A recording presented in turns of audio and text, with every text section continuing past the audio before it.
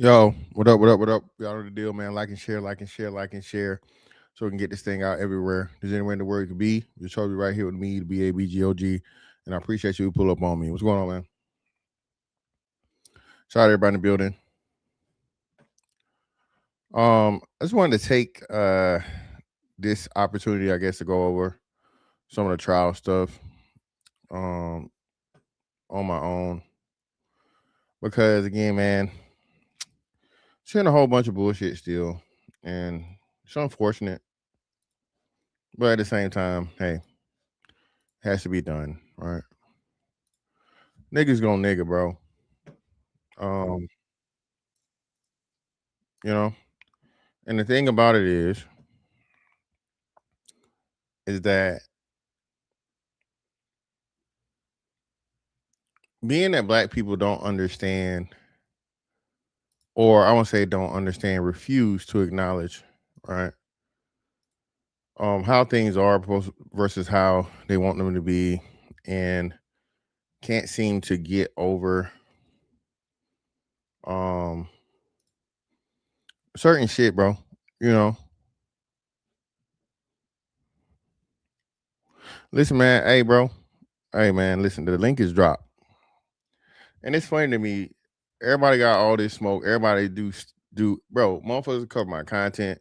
Motherfuckers got shit to say. Motherfuckers talk to me where I don't even be at. But whenever I drop the link, bro,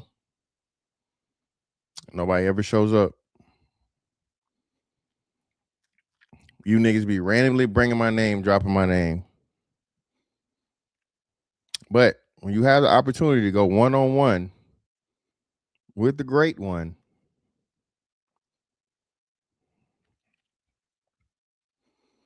saying you're never around, man, never to be found. But shout out to my man, Dolomite 19. Appreciate your brother for the 5.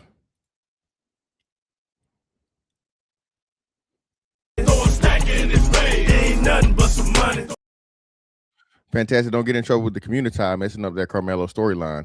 You know you're dealing with reality deniers. And you know what's crazy though, bro? The sad part about this shit is like, bro, this is not even a question of if the boy did it. The boy did it. Clearly. And I'm gonna go over some of the stuff that I did yesterday, so you know I can show it. I was saying it, but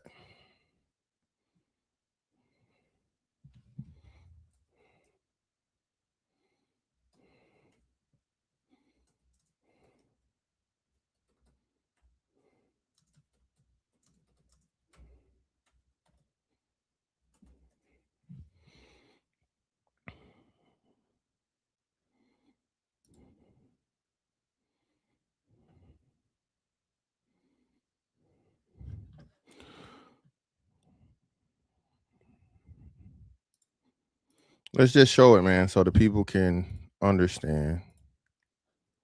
Right. But again, nobody cares about the truth when the lie is more entertaining or niggas believe it to be self-serving, right? So let's do this right here. Okay. So Penal Code, Title 5, Offenses Against a Person, Chapter 19, Criminal Homicide. Of course, murder falls under homicide, right? Adequate cause means cause that would commonly produce a degree of anger, rage, resentment, or terror in a person of ordinary temper, sufficient to render mind incapable of cool reflection. Sudden passion means that passion directly caused by an arising out of provocation by the individual killed or another acting with the person killed, which passion arises at the time of the offense and is not solely the result of a formal provocation. A person commits an offense if the person intentionally and knowingly causes the death of an individual. Okay, so I don't think he did it intentionally, but the key word here, or knowingly. Okay, so knowingly, you stab a motherfucker in the chest, they might die. So even though it might have been intentional, he knew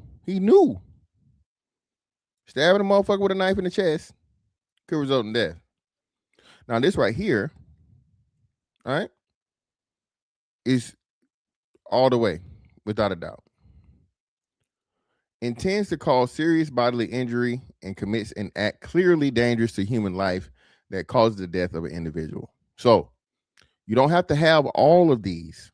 You just have to have one of these. Now, one would be questionable. Part 1 of section B, right?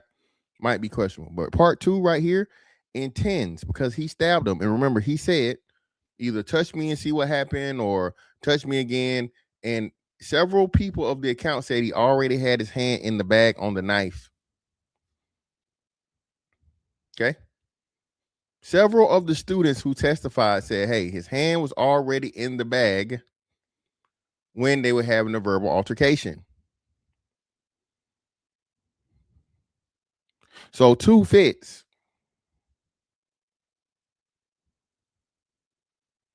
It's not what you feel. It's not what you think. 2 clearly fits. I'm going to read it again. Intends to cause serious bodily injury.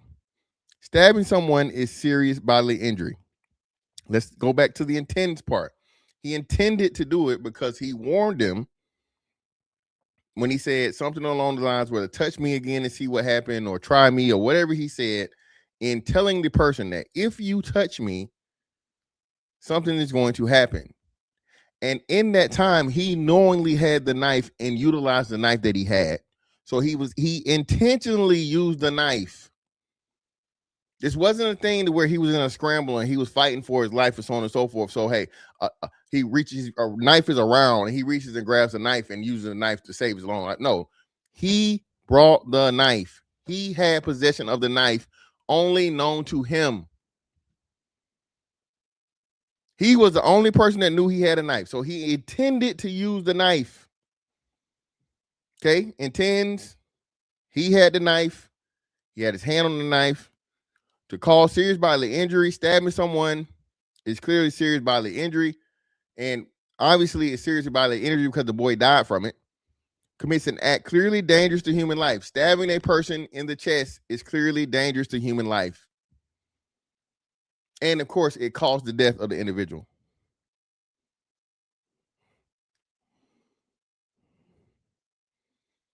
What are we arguing here, people? And again, the only reason you niggas care is because of white boy involved. The only reason you niggas fake care is because a white boy is involved. Had this been 2 niggas, nobody cares. This don't make the news. Nobody cares about the trial. Nobody cares about the outcome. Nobody cares. But because it gives you niggas a chance to have this race war or this race win or whatever the fuck y'all think it might be, bro.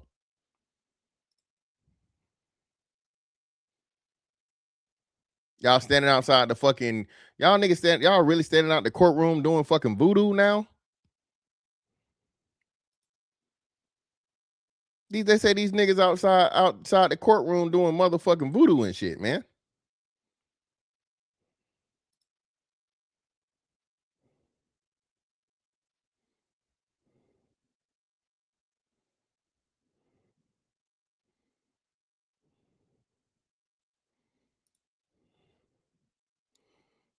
Yeah, let's see this shit, man.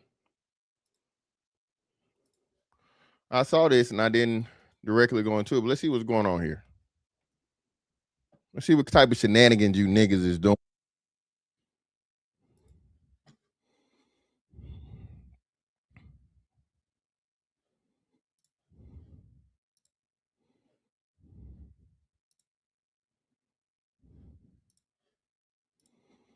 See what the hell y'all niggas got going on, man.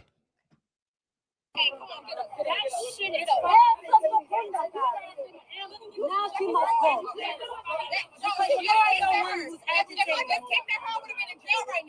Don't agitate me. I'm really not going. Okay, come across the street. You can either get me. I'm gonna beat your motherfucking ass. It's gonna end up with you. You guys seeing this? Don't ever speak to me. I bet you. Okay, I'm peaceful. You see what she's doing? So now you calm down. I don't respond to violence. You're a racist bitch. You're a racist bitch. What's your problem with my skin? What's your problem with my skin? I'm not racist. What's your problem with my skin? Yes. Folks, we've got witchcraft outside the Karmelo Anthony trial in McKinney, Texas. Not metaphorical, literal dirt drawings, sticks, bones, or whatever that is on the ground. Harry Potter shirts, and hex attempts. This is the defense strategy now. If your justice movement needs voodoo dolls and ground sigils, maybe rethink the case. Open racial tribalism on display. Everything reduced to blacks versus America. Let me know what you guys think in the comment section. Man, what the fuck I got going on, man? Please, man. Y'all got nigga holes in Texas? So please find all the nigga holes, please.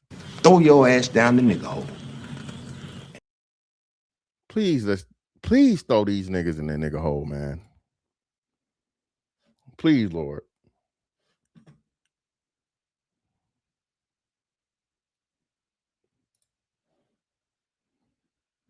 Y'all fucking embarrassing, man. What's wrong with y'all niggas? What's wrong with you? What's wrong with you? What's wrong with y'all? You niggas are crazy.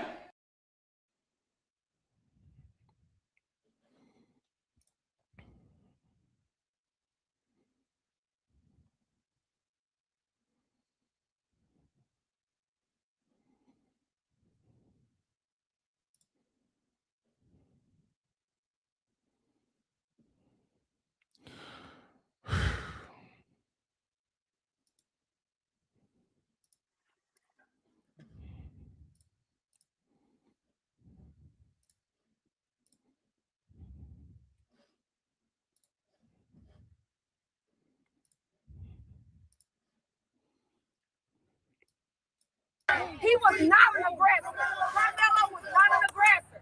He was minding his damn business when them boys came up to him. We the crowd. We the creep. Karmelo Anthony will walk free. We the crowd. They silenced Karmelo and his family. Anthony will walk free. We the crowd. We the creep. Karmelo Anthony will walk free. We the crowd. We the creep.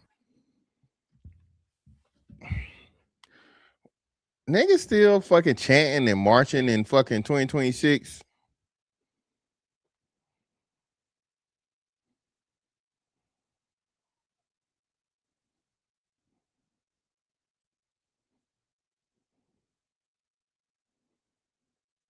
Y'all don't care even about the facts.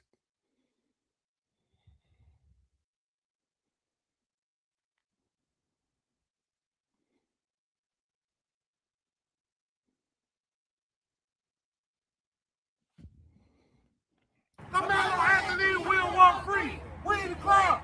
We the creep. Karmelo Anthony will walk free. We the crowd. We the creep. Karmelo Anthony will walk free. We the crowd. We the creep. Karmelo Anthony will walk free. Again, people, do y'all understand that black people are out here campaigning for a black boy that murdered a white boy?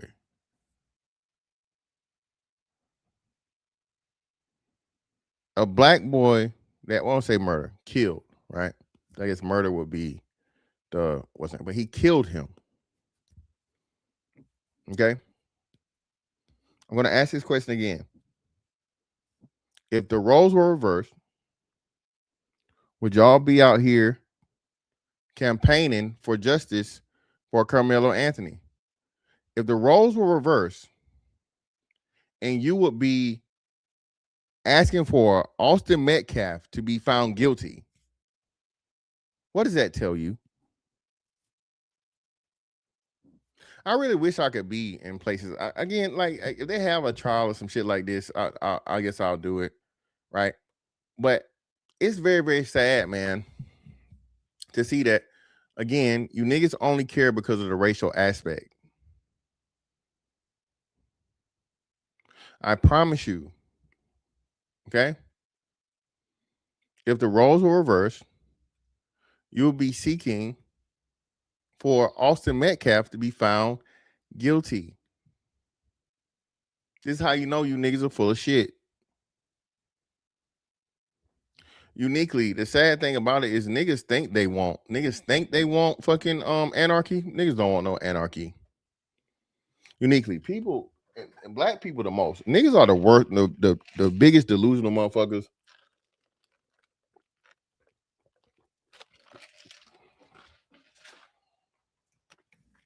The white supremacist system, white supremacy and the white man and the police and whatever.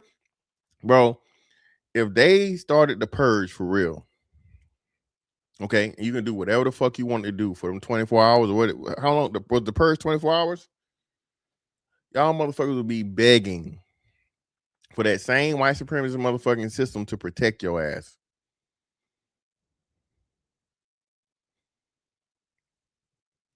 Most of y'all can't fight, ain't gonna kill shit, don't got no survival skills.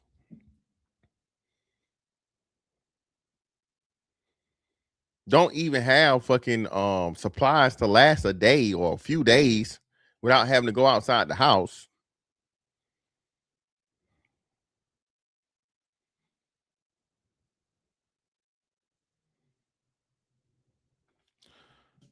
D. Franklin, yes, they were stupid for supporting fucking George Zimmerman. Yes, they were stupid. Why do y'all, and again, what does this have to do with anything else? I don't want to hear shit about George Zimmerman. I don't want to hear shit about fucking what's another thing? What's another trial, I guess? Fucking Rodney King. I don't want to hear shit about none of that. We talking about this trial right here. Stay on task.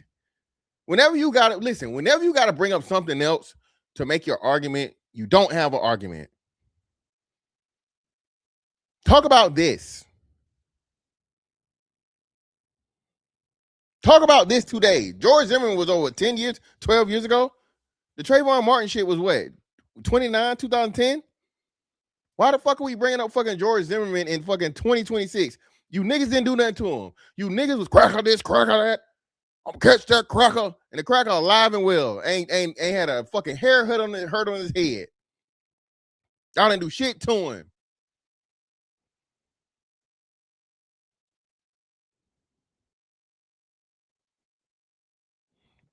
And listen, bro, I'm not finna go back and forth with you niggas, bro. If you want to talk to me, bro, hit the link.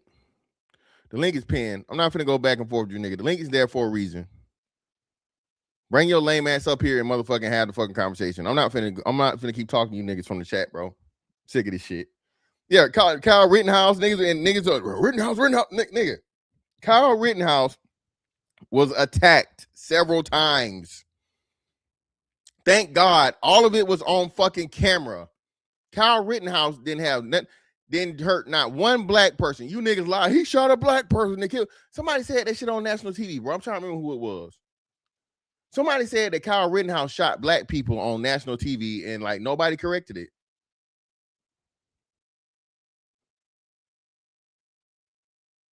Little Rock, niggas lied and said he killed black people.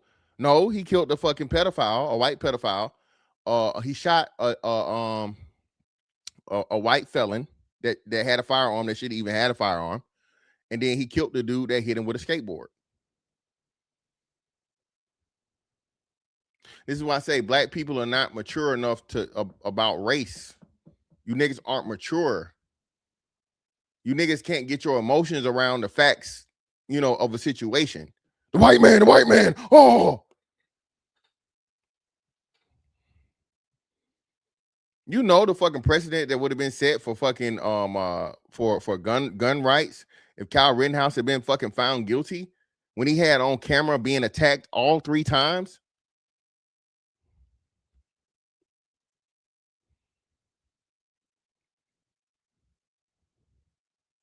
Oh, but because it had something to do with George Floyd. He was an anti-George Floyd protester, so he got to be guilty. He ate niggas. He's a racist. He killed black people. Niggas just say anything, bro.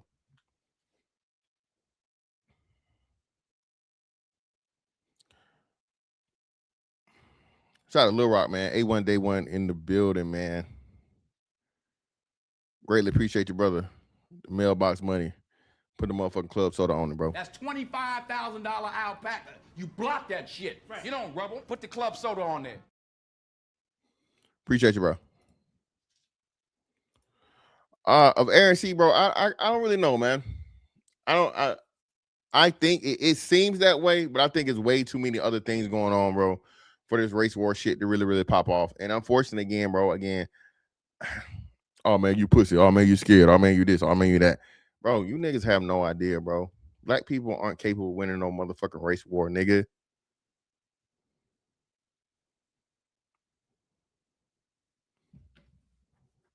A good general doesn't motherfucking lead his troops into a battle where he know everybody gonna die. What he does is he fucking strategizes, he plans, he does everything he can do, right, to delay that shit if it's delayed or avoid it. What's the fucking point in fucking fighting a known losing war? Asking for it. Fucking crazy. It's fucking retarded. Yo, the shit y'all niggas be asking for be crazy. Oh, the race war, we ready. No, bro. You niggas can't shoot. You niggas can't even run. Look at all these people, bro. All these, look. How we gonna win a race war with this, man?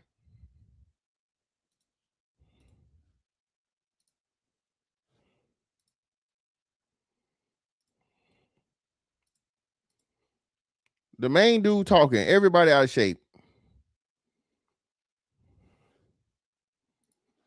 Everybody out of shape. The black woman is the leader. The black woman is the one talking the loudest and all this other shit. Leading niggas right into motherfucking they doom.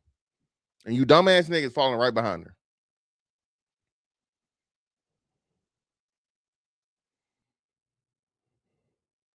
Thank you, Dolomite. What you think the Chinaman gonna do? Chinaman already don't motherfucking like you.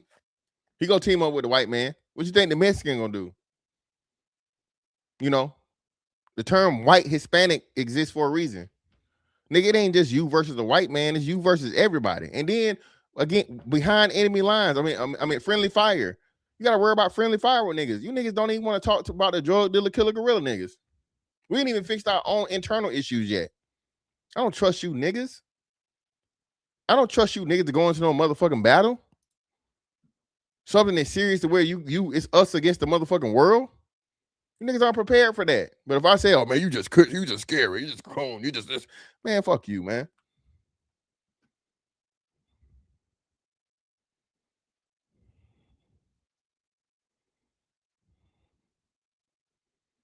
You niggas only want to listen to the shit that you want to believe. You only want to participate in the shit that you feel like fucking serves your bullshit ass interest that you have a very, very low IQ on.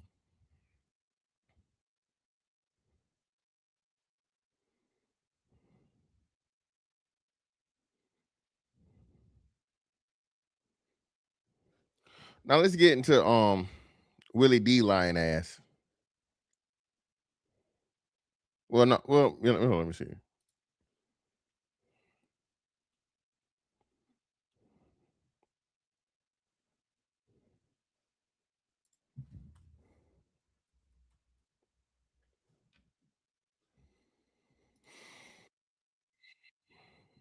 Just lying, man. Willie D again. Another one of these motherfuckers that y'all make the dumbest niggas leaders too, man. I'm sick of you niggas, bro. All Willie D talked like he on the fucking spectrum. The nigga rapped like he was on the spectrum. And y'all done made fucking Willie D like a thought leader and a spokesperson for the black community. I'll never forgive you niggas, bro. Never.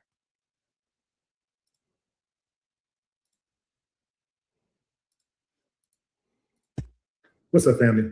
On April 2nd, 2025, 17-year-old Austin Metcalf was fatally stabbed by then 17-year-old Karmelo Anthony during a track meet in Frisco, Texas. Austin was a student at Memorial High School, and Karmelo was a student at opposing Frisco Centennial. Now, the trial is in its third day, now going on its third day, that's Monday. But on yesterday, the second day of the trial, something strange happened. They actually showed the video of what went down. And according to a staff member that's a fucking liar. You niggas are still listening to lying ass niggas that have an agenda, that spread fucking lies and propaganda. Do you understand how that hurts black people? Y'all got to stop this shit, bro. Remember they had so many skits back in the day, Black Eyewitness Guy? Black Eyewitness Guy, I don't ever want to hear from Black Eyewitness Guy, man. I don't, bro. They always ask the wrong nigga. And niggas can never pass up on the motherfucking, oh, we on live TV? What's up, mama? What's up, Junebug? Yeah, man, this is what happened. Austin brought this all upon himself, but he wasn't alone. He did not act alone. His brother, Hunter, is not innocent in all of this because according to a staff member who actually viewed the video, he watched the video in court, the staff member said that, first and foremost, that the clarity of the video is remarkable. He emphasized that. Remarkable, nigga, they said, I don't even want to watch this, bro. I'm done. I'm not. Again, man, if you're getting your news from Willie D, just you literally, they said the opposite. The exact fucking opposite, bro. They had to enhance the fucking video to the point and zoom in and do all this other shit. They said plenty of times that the video is super grainy. This is why I can't trust you niggas. This is why I can't take you niggas serious about nothing. You same niggas said, remember, you guys, put a one in the chat if you guys remember the guy that just got shot last year for running into the cop. Put a one in the chat if you guys remember the dude with the shot. The cop ended up shooting the dude on the dash cam in his own personal vehicle because the dude tried to cut him off, hit his car, right? Pistol whipped the fucking cop, the off-duty cop, and the cop shot him and killed him. You know what niggas said? Niggas said, oh man, his hands was up in the air. He ain't do nothing. Niggas lied. Niggas lied and claimed they saw the shit, bro. And so the family jumping out their body, oh my God, it's racism. They targeted our son. Not to mention the nigga had a motherfucking rap sheet as long as who knows what, right?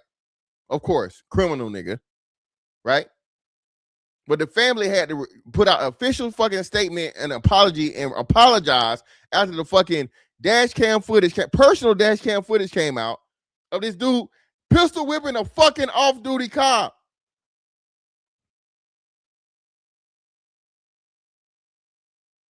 You niggas don't care about no truth. You niggas don't care about no justice. Y'all just want to get back at the white man. Y'all just want to get back at the system.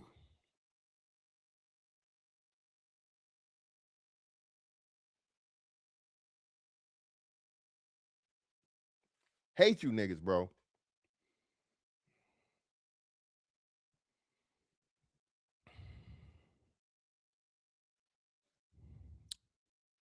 Now, this right here is very, very important.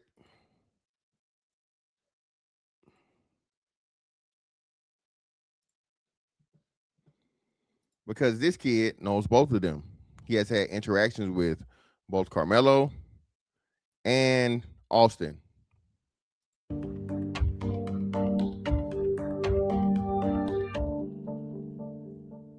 Tonight, there are major developments in the track meet stabbing trial. In an unexpected move on this rare Saturday session of court, the state rested. The defense is now called today, by the way, today.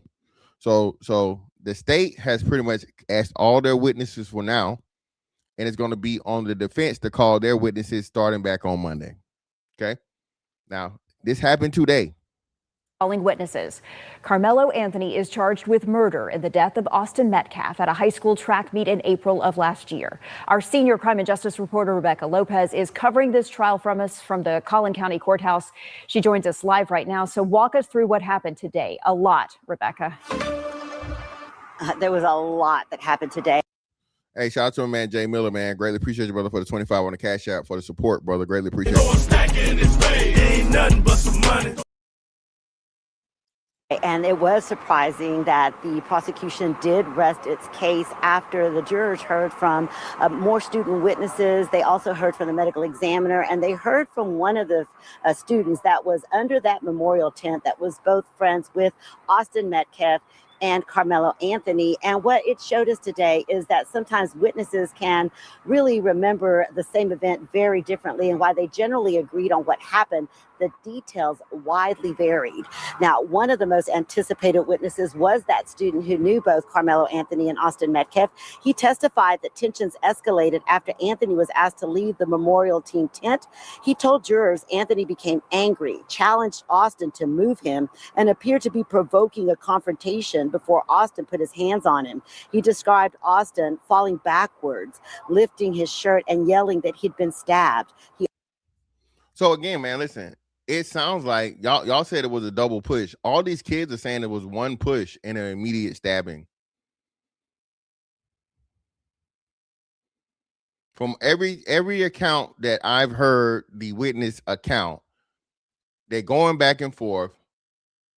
Karmelo is saying what he's saying, touch me or whatever, so on and so forth, right? Several kids have said the same thing.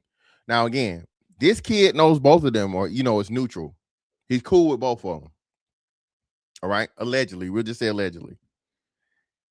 Even the people that'll be on his side, all of these kids are saying that Karmelo Anthony was confrontational and that he didn't want to leave and that he was the one, whatever, so on and so forth. Okay? Now, could all the kids be lying? I guess. But what's going to get y'all is this is a track meet. Who mostly runs track?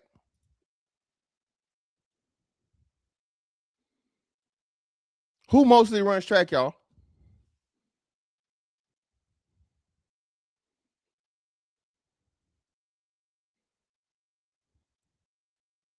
Chat participation. There you go, Albanize. Blacks is kind of crazy. Blacks is crazy, Albanize. But yes, we run track. We run track. So a lot of the fucking athletes that are being fucking called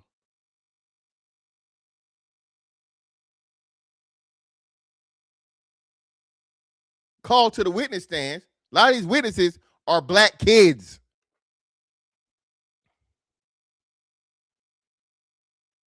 So the whole racism and that's not gonna work. The whole thing, they jumped him. So now you saying that white boys and black kids jumped the boy?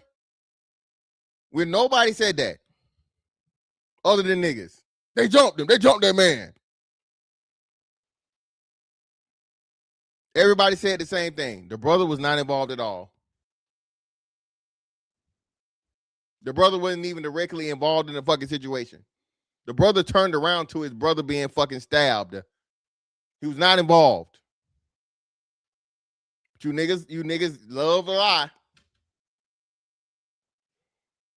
Also said he and Karmelo Anthony were not good friends. But on cross-examination, the jury was shown photos of the two together at parties, social gatherings, and at a track meet weeks before the stabbing. This was in an effort to show that they were much closer than the witness acknowledged. And then when asked why he didn't intervene, he said he really didn't know, and why he didn't tell his teammates that he knew Anthony to calm everyone down. Again, y'all, so just because a motherfucker in a picture with a motherfucker, bro, you know how many motherfuckers, the Navy, right? We just say the Navy. Bro, you know how many motherfuckers that I done been around in the Navy and I might be in a picture with them or so on and so forth. We're in the same thing. We're in the same location. We at the same shit or whatever. We in the same group. And I have no fucking idea who that motherfucker is. Zero idea, bro. None. Why now you're putting it on this kid? You're trying to put it on this kid as to why do you intervene? Why do you do this? Why? It's not his fucking responsibility. He told you he don't know him. And just because fucking they have an association, they be in a couple pictures, that don't mean they fucking tight.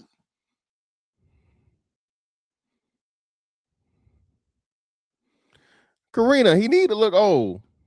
I guess they cut his hair. They cut his fucking hair.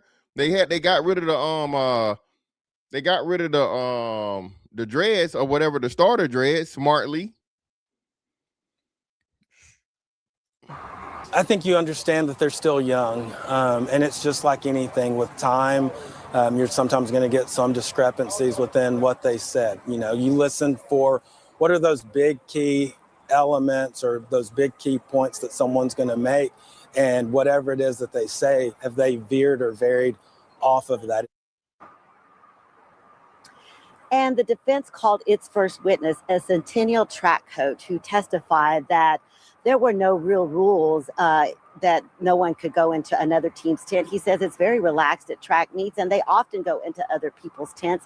He also said that they did not have a tent that day when it was raining because they did not have the manpower. And he also said that they always have a coach inside that tent because they know that sometimes there is a confrontation, there could be confrontations between students. And the defense is trying to show that they didn't understand why Memorial's players were so intent on not having somebody under their tent and why there was not a coach there supervising them, Teresa. Rebecca, before we let you go, just a couple more questions. Again, y'all trying to put the blame on everybody else, bro. Even in situation, lack of accountability. Just because the fucking adult ain't around don't mean niggas get to stab people. What are we saying, bro? This defense is ass. This is the defense that you niggas pay for. Y'all niggas raised $500,000 for this. You niggas raised $500,000 for this shit.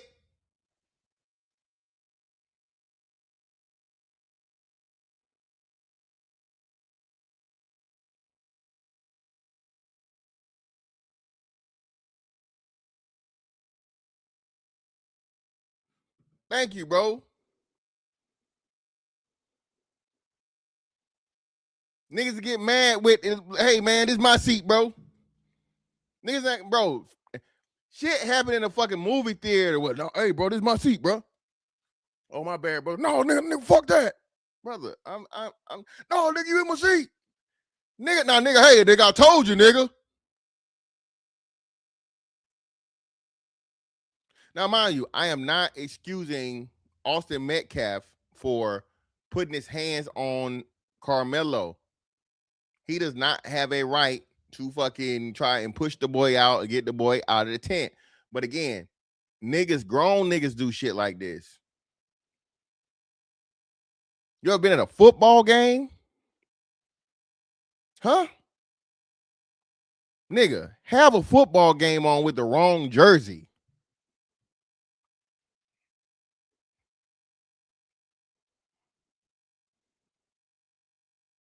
So now, the shit that grown motherfuckers is doing, this kid is just the worst motherfucker in the world. I can show you literal videos of how many times, hey man, what you doing over here? You shouldn't be here. But again, because the white boy, black boy, now, you know, he a Klan member.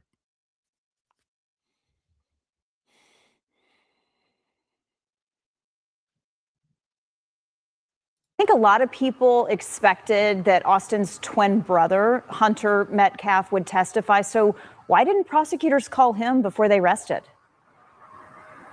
Well, you know, Hunter Metcalf has not been inside the courtroom because there is a rule that potential witnesses cannot listen to other testimony. And so he has not been in the courtroom, but our legal expert believes that perhaps the state is waiting to call him as a rebuttal witness after the defense finishes its case.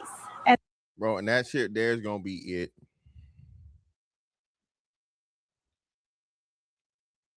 I think they were identical twins, right? They were identical twins. What was his name? Hunter? Let's see. Were Austin and Hunter Metcalf identical twins?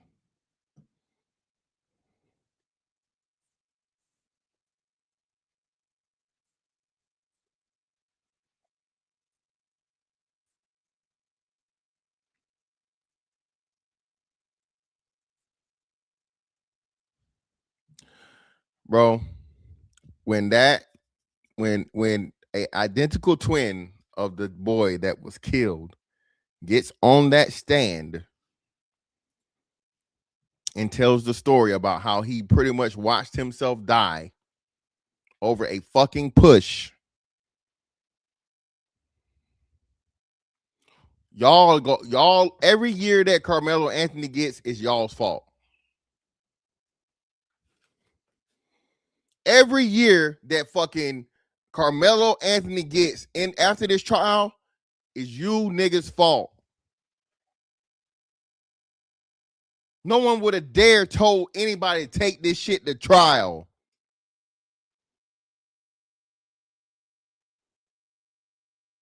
Y'all got the real Mr. Big rolling over in his fucking grave right now.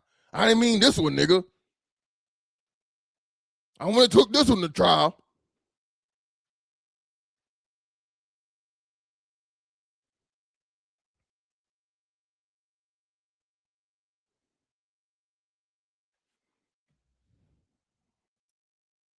And then one more thing. I know the medical examiner testified. That can be really difficult for family members. So what was that like? How did the judge handle that particular testimony?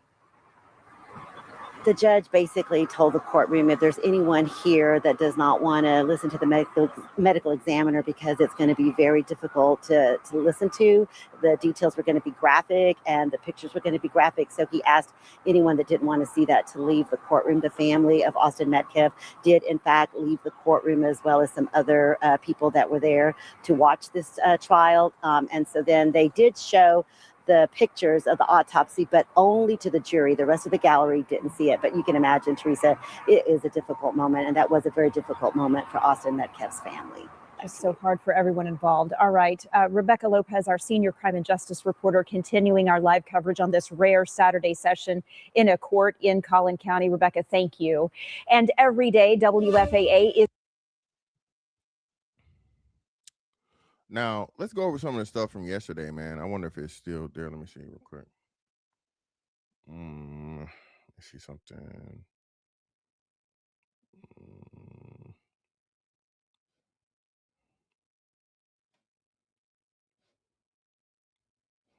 Let me see this over here.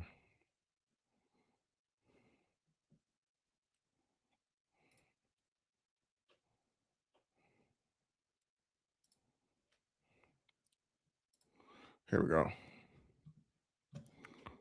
So you can't, for the people that don't know,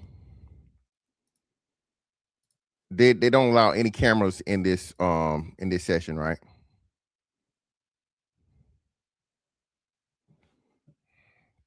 Live updates, Karmelo Anthony murder trial and fatal stabbing. Okay.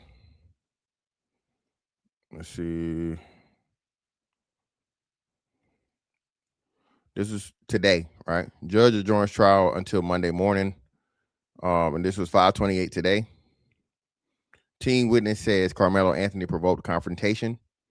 This was 5:26 today, right?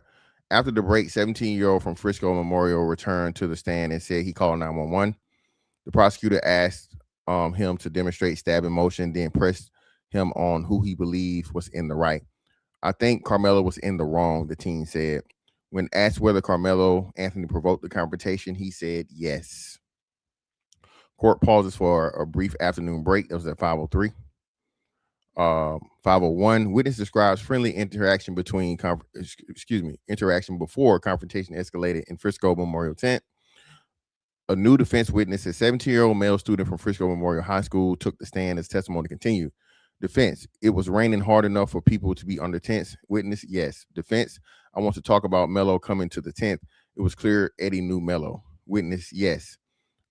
Defense from Melo entering the tent and interacting with Eddie. It was clear that they knew each other. Witness: yes. Defense: Eddie called Karmelo over to the tent. Witness: yes, sir.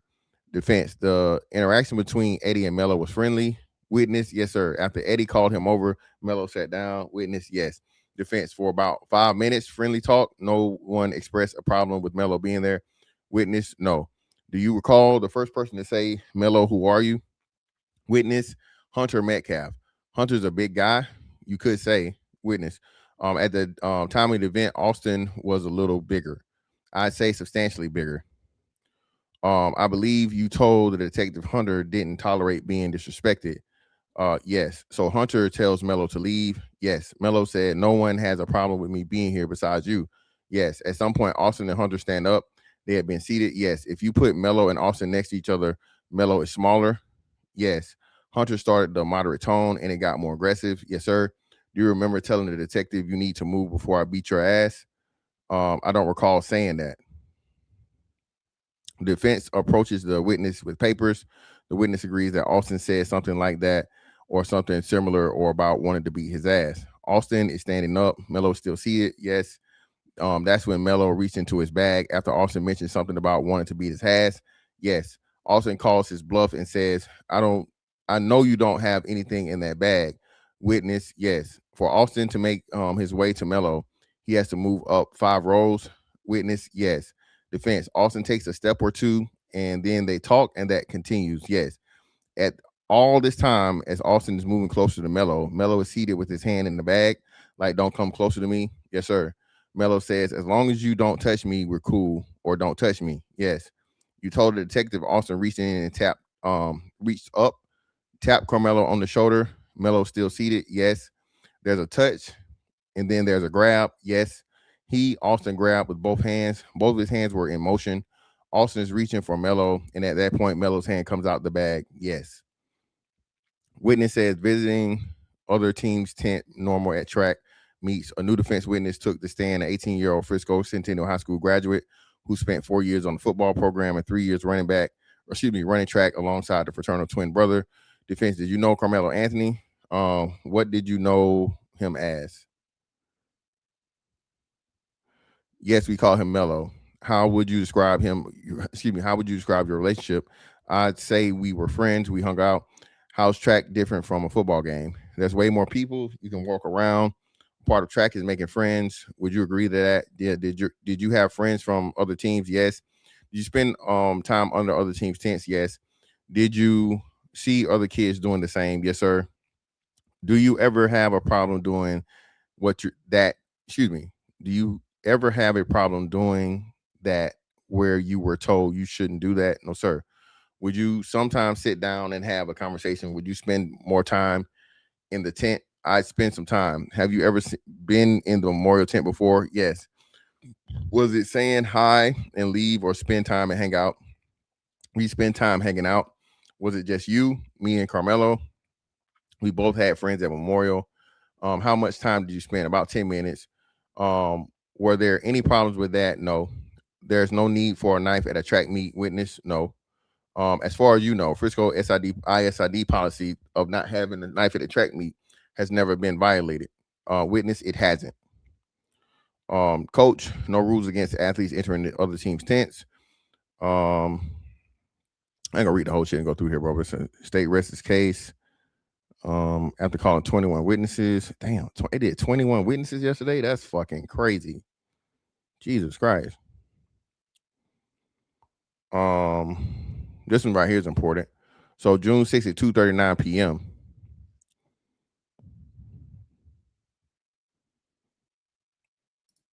Listen, if you're not gonna hit the link, whole ass nigga, get the fuck out of my chat.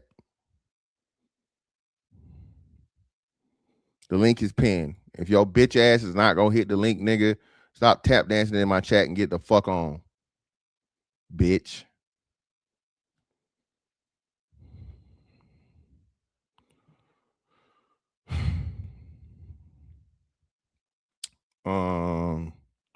Medical examiner says Austin Metcalf's wound wasn't survivable. The medical examiner is explaining Metcalf's stab wound accompanied by a series of graphic photos.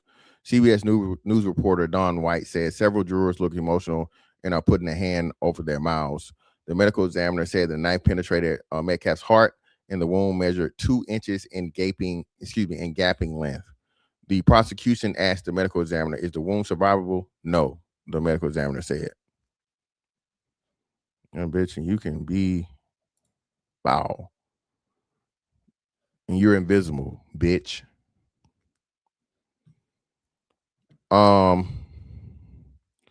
Medical examiner called to testify. Austin Metcalf family leaves the room. That was beforehand.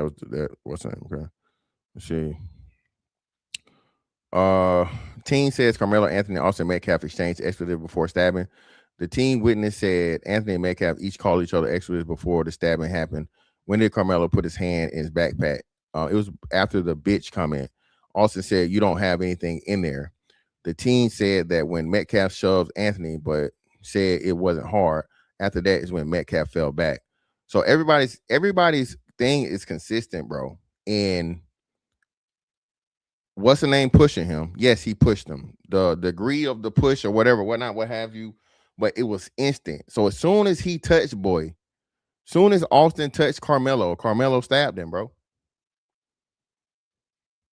After he had said the defense is doing a horrible job. And I would, the thing I would do the least is be like, hey, I warned him or not. Nigga, you're wrong. Y'all paid for this. Y'all paid $500,000 for the defense to make the fucking case for the prosecution. That's premeditation to me. You brought a knife to you brought a weapon to the track meet that you shouldn't have had in the first place. You reach your hand in the bag as soon as the shit starts. Okay? And you tell the motherfucker, hey, don't come near me or don't do this or whatever, so on and so forth. Bro, this is the worst fucking defense ever, bro. I'm dead ass serious. And again, you niggas can hit the link. What are you saying? Who wrong as hell? Who wrong? I'm reading the fucking transcript from the fucking court shit. What are you niggas talking about?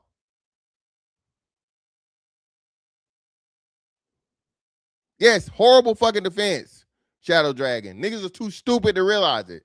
You dumb. That's horrible. You cannot justify stabbing them up. I told you don't fuck with me. I told you don't fuck with me. Listen. Take the white and black out of it. Okay? That's what's wrong with you niggas. What's wrong with you niggas is, thank you, Angel. Pretty much you warning him without him even knowing, nigga, I'm gonna stab you. Listen, anybody with common sense understands, hey, if you touch me, I'm gonna fucking stab you. You can't do that.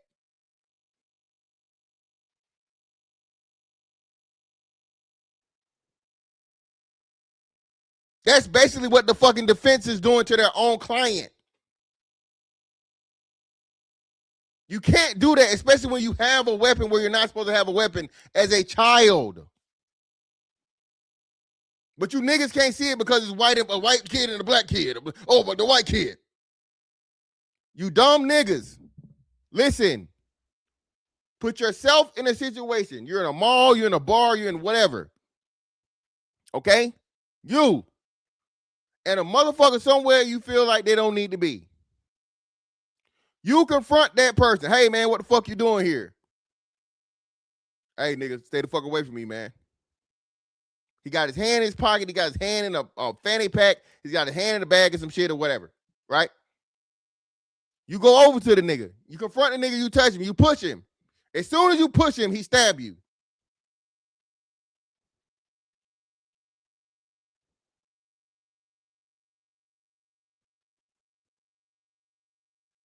Instant death, pretty much.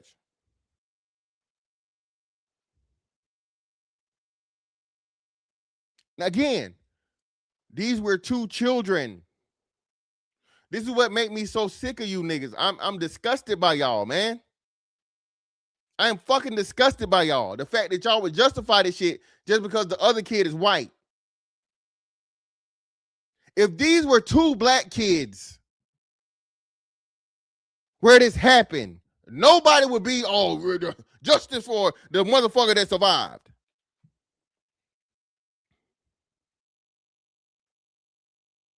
You niggas refuse to even admit that, acknowledge that, bro. That's the problem here. I don't want nothing to do with you niggas. If you were on that side, stay over there, man. And keep your kid away from my fucking kid.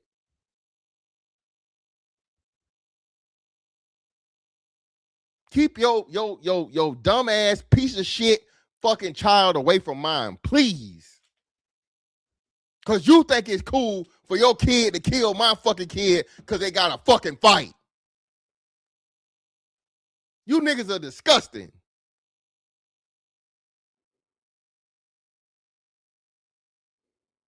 Exactly. It wouldn't even be fucking news. Kids shoot each other every day. You niggas don't give a fuck. Y'all don't care. You don't say a word about it. Black kid killing another black kid is like taking a fucking shit. Nobody cares. You niggas only fucking invested because the white kid involved and the black boy is clearly in the wrong.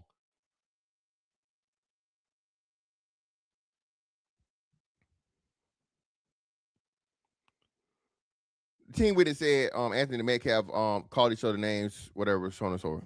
Yeah. Team witness says he and Karmelo Anthony were cool, but he didn't calm the situation ahead of the stabbing. After the lunch break, the defense began cross-examining the same team witness. Well, let's go to the witness first. Team witness admits to knowing Karmelo Anthony greeting him at Memorial Tent. A 14 took the stand Saturday. However, this witness had close ties to both Anthony and the Metcalf brothers. The team, who is also a Frisco Memorial athlete, said he knew Anthony prior to the track meet because of Anthony's ex-girlfriend, and is also a close friend to Austin Metcalf's. So this is the person they was talking about. This wasn't a girl. I guess it was a boy. So people saying it was a girl, but it was a dude that was cool, his ex-girlfriend. Cool. The team testified that he and Anthony shared a high and dapped him up. And when he saw Anthony under a Memorial Tent, prosecutor, after you stopped talking to him, did you see any other teammates talk to him?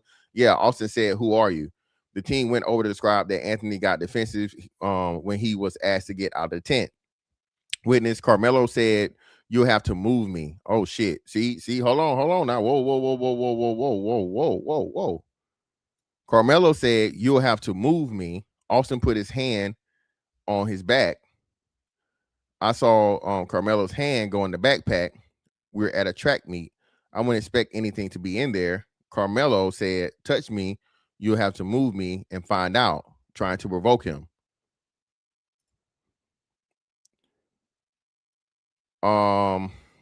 This is a different one. So let's go back here.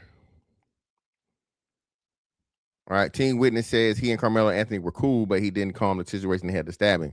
After lunch break, the defense began to cross-examine the same team witness. The defense is showing photos of him and Anthony together, a 50th birthday party for Anthony's ex-girlfriend's mom, a group basketball picture, and a marshmallow roast. You've seen Karmelo a lot more than 2 or 3 times. It was only when his girlfriend was around. We didn't hang out alone much. See, y'all, again, bro, y'all paid $500,000 for this shit.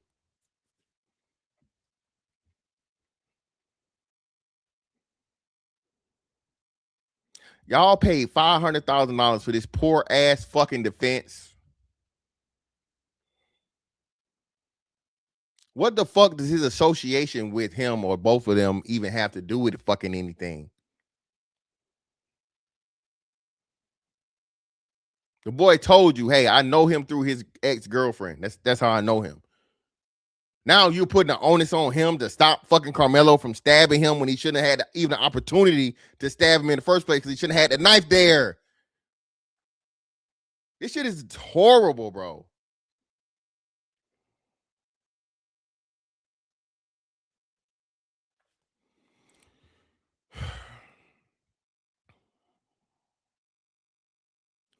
All you niggas putting this shit in the chat, nobody hitting the link. There's no case law to do anything that's going to override what I read and I told you what constitutes fucking murder. Murder says you fucking committed something that caused great bodily harm and a person's death. He did that. There is no case law to get around that. You fucking idiot.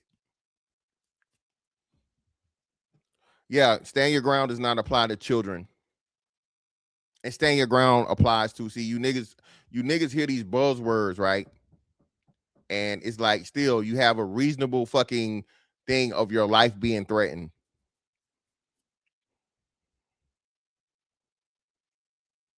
Reasonable fucking, belief that your life was threatened and there was no other way than to take another life for it. You fucking idiot.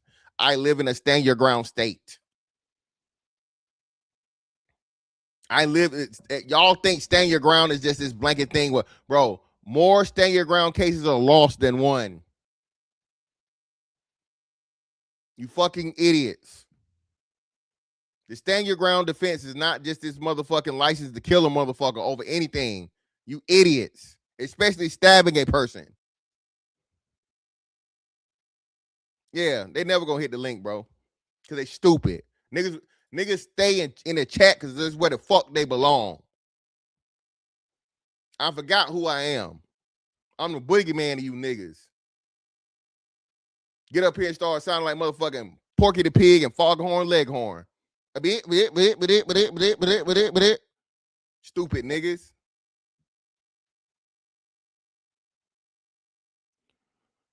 Bro, I'm gonna time you out, bro, because you keep spamming the same fucking stupid shit. So I'm gonna time you out now. After you come back, I'm gonna ban you. Don't keep typing shit in my chat. Hit the link. I told you. I'm not going back and forth with you lame ass niggas from the chat. You keep spamming the same stupid shit. Don't talk to me about fucking case law when I just read you the fucking penal code. There is no case law. The fucking, if the state didn't have the fucking, I'm not finna argue with you niggas, man.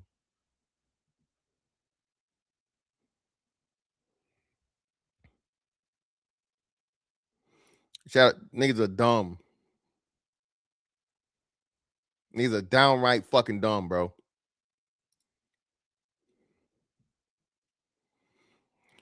Shout out to a man, Uncle Nick in the building, man. Appreciate you, Nick. Oh shit, did I? Oh my bad. Something. Give him a Big Black Nomad, brother. I greatly appreciate you for the 10. He said, "Yep, appreciate you, brother."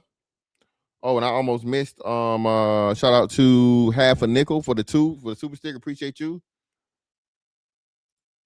Shout out to Nick Taylor. You trying to explain this to ninjas that think that Willie D and Luther Campbell are smart. You cannot make sense of to the nonsensical. Niggas and flies, indeed. Shout out to a man, 1 Kim 1 for the 5. We all agree they're kids, yet just 1 year later at the age of 18, they're supposed to be adults. Is it 18, 21, or 26 that teens become true adults? Man, who fucking knows? Ain't nothing but some money. Some dumb bitch was talking about that nobody's an adult at 18 just like a week ago. So it is what it is. I'm gonna get your stupid ass out here too, bro. I'm gonna time you out, bro. I'm not dealing with you niggas. Bitch, call me an idiot in real time, bitch. Don't type that I'm an idiot in the chat, ho. That's why the link's there. Say it to me. Don't type it to me.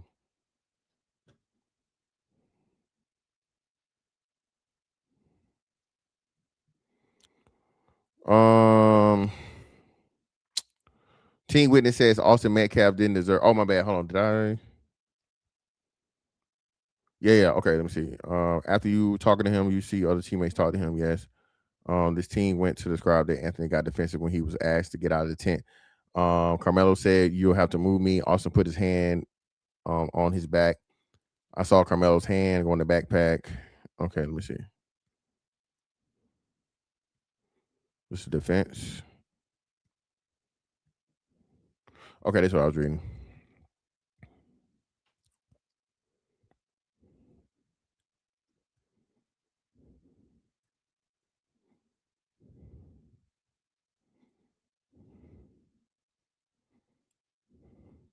Teen witness says Austin Metcalf didn't deserve what happened. A third witness from Frisco Memorial was called to the stand Saturday. He described seeing Anthony in the tent and finding it strange since everyone normally stays in their own team's tent.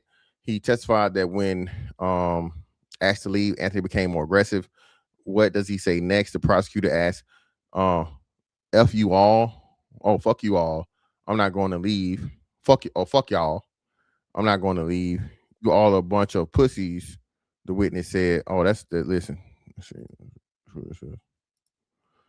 Y'all, what up?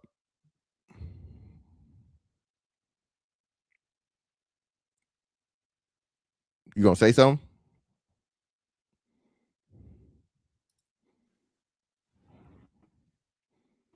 Are you going to say anything?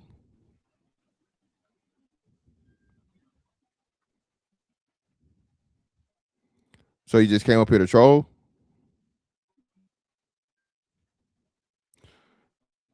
Give you about 10 seconds, bro, and then I'm just gonna drop you down.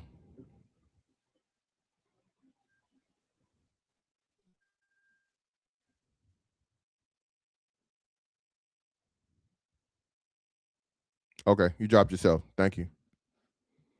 weak niggas. No, he wasn't muted. I could hear him. Whatever he had in the background, I could hear him. He just didn't want to say shit. And thank God, StreamYard has it. If you're not, you know what I'm saying? So it is what it is. Fuck it. Fuck y'all. I'm not going to leave. You're all a bunch of pussies, the witness said. The witness testified that Metcalf took the lead in the situation. Did Austin take the lead? Yes. Karmelo put his hand in the bag and said 5 times, touch me and see what happens. Austin said he's not going to touch the guy. He was calm. What did you see during the stabbing? You saw a big hole and blood coming from his upper body. He then answered the question, calling Anthony the aggressor. Prosecutor, what's your opinion? My opinion is Austin didn't deserve what happened. Witnesses says Austin pushed Karmelo, tried to force him out, but because they didn't have any other choice. Another team witness, who was a freshman at the time of the stabbing, was called to the stand by the prosecution. The team describes the scene that day and shared his account of what led to the stabbing of Metcalf. When asked what Anthony did when he was asked to leave the memorial track tent multiple times, the witness said he doesn't leave. He gets angry and tries to provoke us, saying, make me leave. When asked, was Austin or Karmelo instigating, the witness said, yes, Karmelo.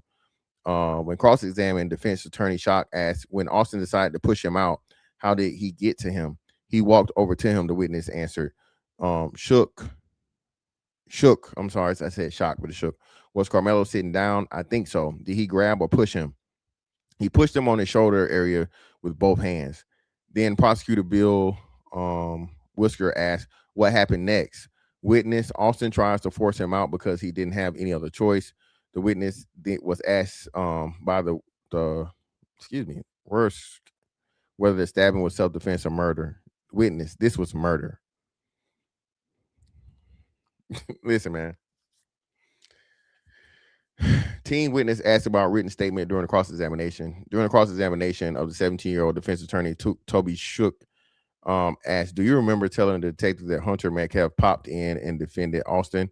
Yes. Do you remember in your written statement that saying Austin put his hand on his shoulder to intimidate? Yes. More of a warning. Actions speak louder than words. Shook. Bigger build, Austin? Yeah, more broad. Then the witness asked to step down. The witness was asked to step down. Team witness said he does not believe Karmelo Anthony acted in self-defense. That's lethal force. Jesus. 17-year-old witness said he was in the tent when Austin Metcalf asked Anthony to leave. Was it your impression Karmelo Anthony was trying to provoke Austin Metcalf? Yes. Did Austin respond to being provoked? He put his hand on his shoulder. Did you see the motion? Yes. Were you surprised? You don't expect someone to get stabbed at a track meet. The team told the prosecution that after the stabbing, he went into the state of panic because Austin was moving, and I saw the cut on his chest. He said he and other teammates ran. Was there any reason you saw Karmelo Anthony to stab Austin Metcalf? No. Was Karmelo Anthony acting in self-defense? Witness, no. That's lethal force against non-lethal force. Bro, he cooked, bro. All these kids saying the same shit, bro. All these kids saying the same shit. And you niggas defending this are fucking disgusting. Should anybody be able to just put hands on anybody else? No, of course not, right? But are we justifying that people putting your hand on somebody mean that they get to fucking kill you? Is that the standard now?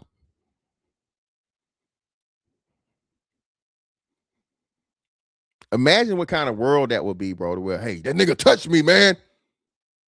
He touched me. I killed him. That nigga put his hands on me, so I sent him to Uncle Charles.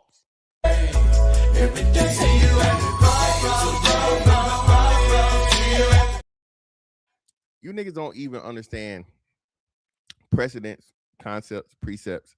Y'all don't understand setting a fucking precedent, bro.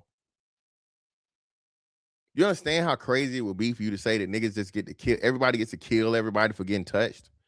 Like, mind you, again, you shouldn't be able to touch nobody else, but death? No, we fight.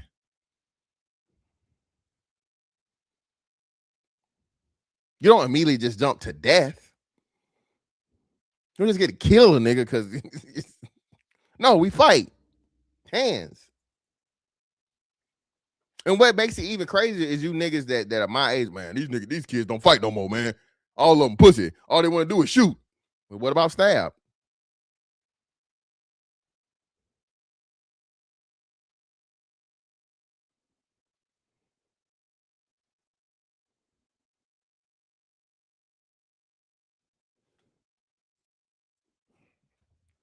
No, I didn't see the Mexican Navy guy giving the. No, I didn't see that. Yeah, listen, that's another thing too, bro. Like now, you just told everybody that it's cool. You just told kids. If this kid, and mind you, again, the jurors are gonna be thinking about this shit, man. Hey, man, we don't find this kid guilty. We telling everybody we think it's okay for kids to kill kids over fucking altercations. You want to be the juror that fucking decides that shit, that sets that precedent? Fuck no. But again, white folks involved, so niggas, niggas belligerent.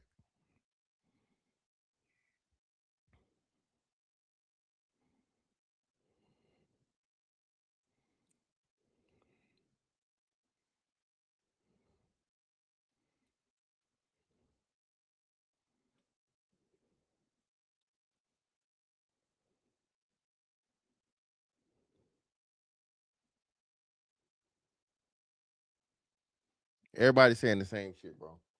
Austin pushed the boy, and Karmelo stabbed him instantly.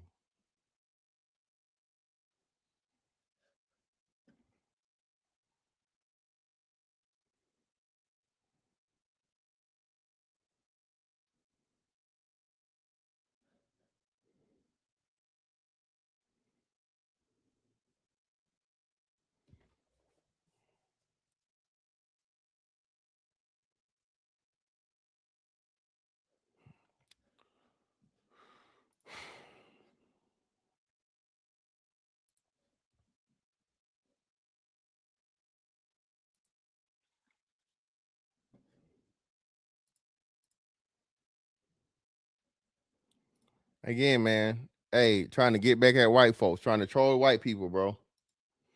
And artifacts. What's so crazy is niggas don't even understand the shit that you call, bro. You niggas helped build the Chud the Builder and shit. To be honest, this shit, the Charlie Kirk shit or whatever, that had nothing, shit that you shouldn't have fucking ever started, and then shit that you got involved with that had nothing to do with you, right? Sometimes you just need to leave certain shit alone, bro. They done gave some fucking white woman $1 million for calling the little boy nigger.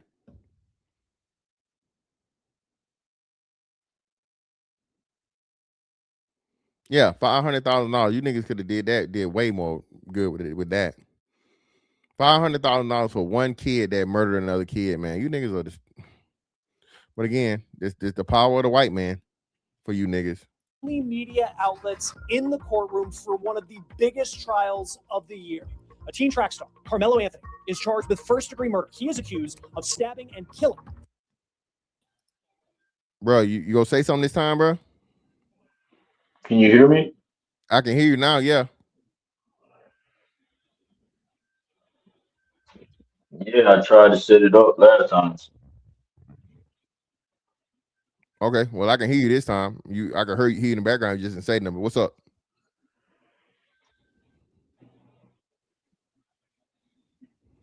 Are you gonna say something? Yeah. Okay, so say it.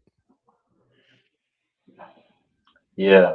I'm just gonna say, shit, in this situation, when you look at it, when you look at this situation, really you just a coon, bro. That's it. Okay.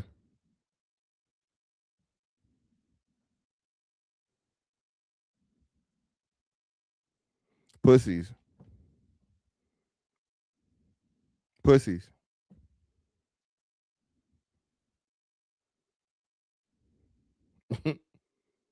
Oh my God. Oh, I'm heartbroken. I'm gonna cut off my YouTube channel and I'm gonna stop doing commentary. Oh my God, you're right. Yeah, that nigga was lispy. Hey, you heard that too? Lispy nigga. Definitely giving brother fucker.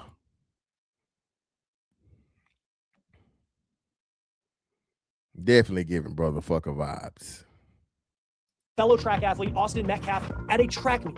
A haunting body cam video captured the chaotic aftermath of Austin Metcalf's final moments, but it was one statement Karmelo Anthony allegedly made to police after the stabbing that could become the most powerful and potentially devastating evidence in this case. We're on the case presented by Law and Crime. I'm Chris Stewart. Hey guys, real quick. Cameras allowed, no audio recording allowed. So we have artist Pat Lopez putting these together for us. Now, the issue that jurors are deciding in this case is whether the stabbing was a murder. Today, a member of Austin Metcalf's track team told the court that Karmelo Anthony provoked Austin Metcalf. And today was the first time that we heard from multiple teens who witnessed the brutal stabbing. And today it was an emotional day in court. Court just let out Cody Thomas from Kourt TV, one of the few members of the media actually witnessing all of this. So truly our eyes and ears inside a courtroom where we can't record, can't use audio, can't use video. So Cody, thanks for being here once again. There's a lot I want to get to, but let's start with the body camera video that was shown in court today. What did you see? Yeah, Chris, so they came out of the gate with that. There were two different officers that testified. So we had two different angles of the body cam. But the first officer is actually the officer that made the arrest. He was an SRO. He's in his office and he gets the call there's been a stabbing at the stadium. So he's running out there seeing what's going on. Of course, he's seeing the frenzy of students running in every which way. And then he's asking, where's the action at? Where am I going here? And he sees the north side of the stadium. So he gets over there and everyone's telling him, it's that kid, because these kids at Memorial High School did not have any idea who Karmelo Anthony was. But, he's in the gray hoodie. He's in the dark blue or the black sweatpants. And they're pointing him out because one of the kids that testified, and we'll get to them, was following him on 911. So they obviously saw this kid and he wasn't running outside the stadium. So anyway, the officer ends up approaching him and the body cam comes on during the apprehension. So it wasn't on during, most of it, but when it comes on, we start seeing it there. And the thing about it, Karmelo actually, Chris, was cooperating. He was compliant. He was following orders. He was, respectful. What's your name? He's spelling his name out without the officer even prompting him. And he goes over and he sits him down and then the officer cuffs him just to detain him, before they even, take him off campus in the squad car down to the jail, any of that. But one of the most important things about one of these body cams, Chris, is the audio, because you hear they're walking along and the officer's kind of just doing some back and forth with them. And then you hear Karmelo say, he put his hands on me. I told him not to. And that's again, man, premeditation.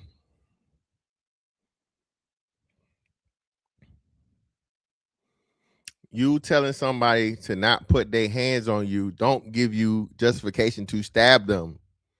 That's the weakest. That's the defense y'all gonna use, bro. Could you imagine your grown ass saying that in a courtroom fighting a fucking murder charge?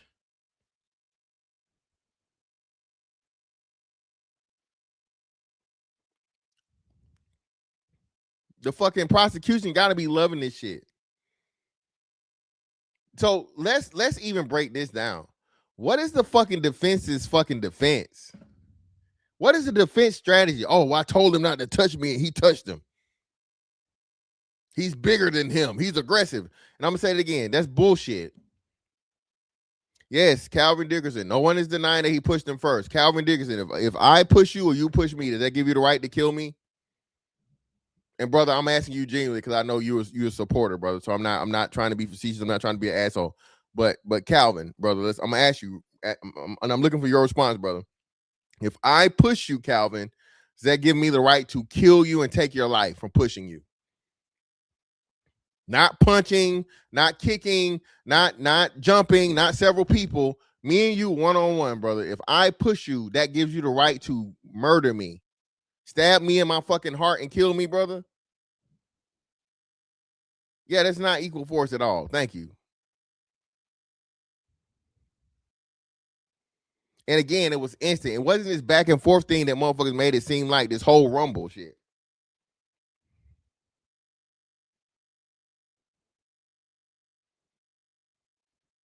Well, I wouldn't stab him though. Yes, he only pushed him. There was no punch, Karina. He wasn't jumped. It wasn't more than one person. He was fucking physically made contact with only one person. One person and one person only. Big Cam, right now, I would. 50-year-old Mike Tyson, yeah. 20-year-old Mike Tyson, fuck no. But I ain't gonna just shoot him off rip. I'm gonna give him the option.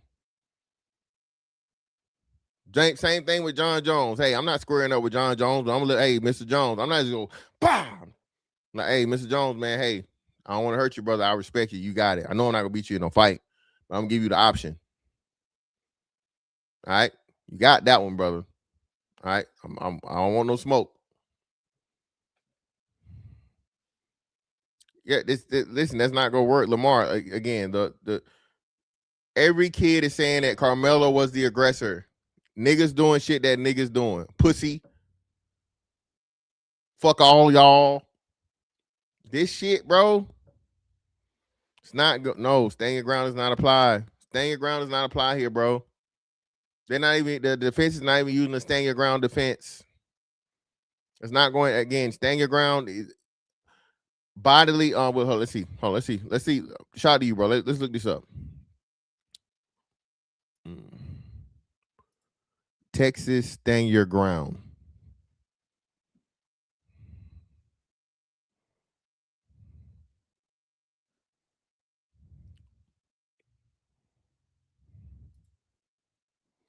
You know what's crazy? People understand that.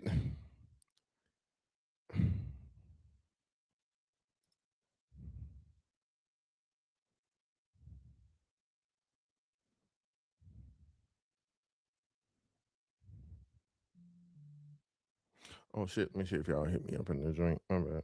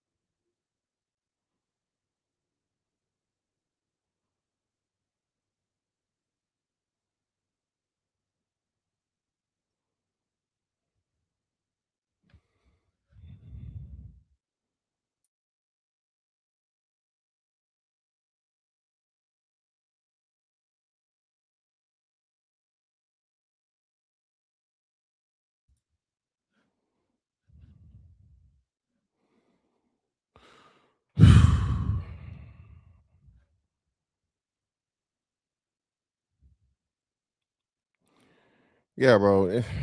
And that shit's tied in the castle doctrine, bro. It's just not what the fuck y'all think it is, bro. Bro, listen, bro. I've been that. It is what it is. Sherelle, you came in at a fucking pause moment. Chill out.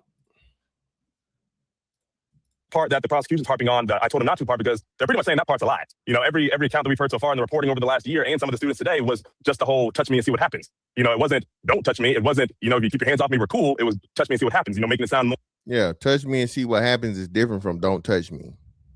More on the offensive. But when he said that statement, though, Chris, the whole I told him not to put his hands on me and all that, he was sobbing. The emotion was you heard it. You didn't see his face, but you heard it instantaneously.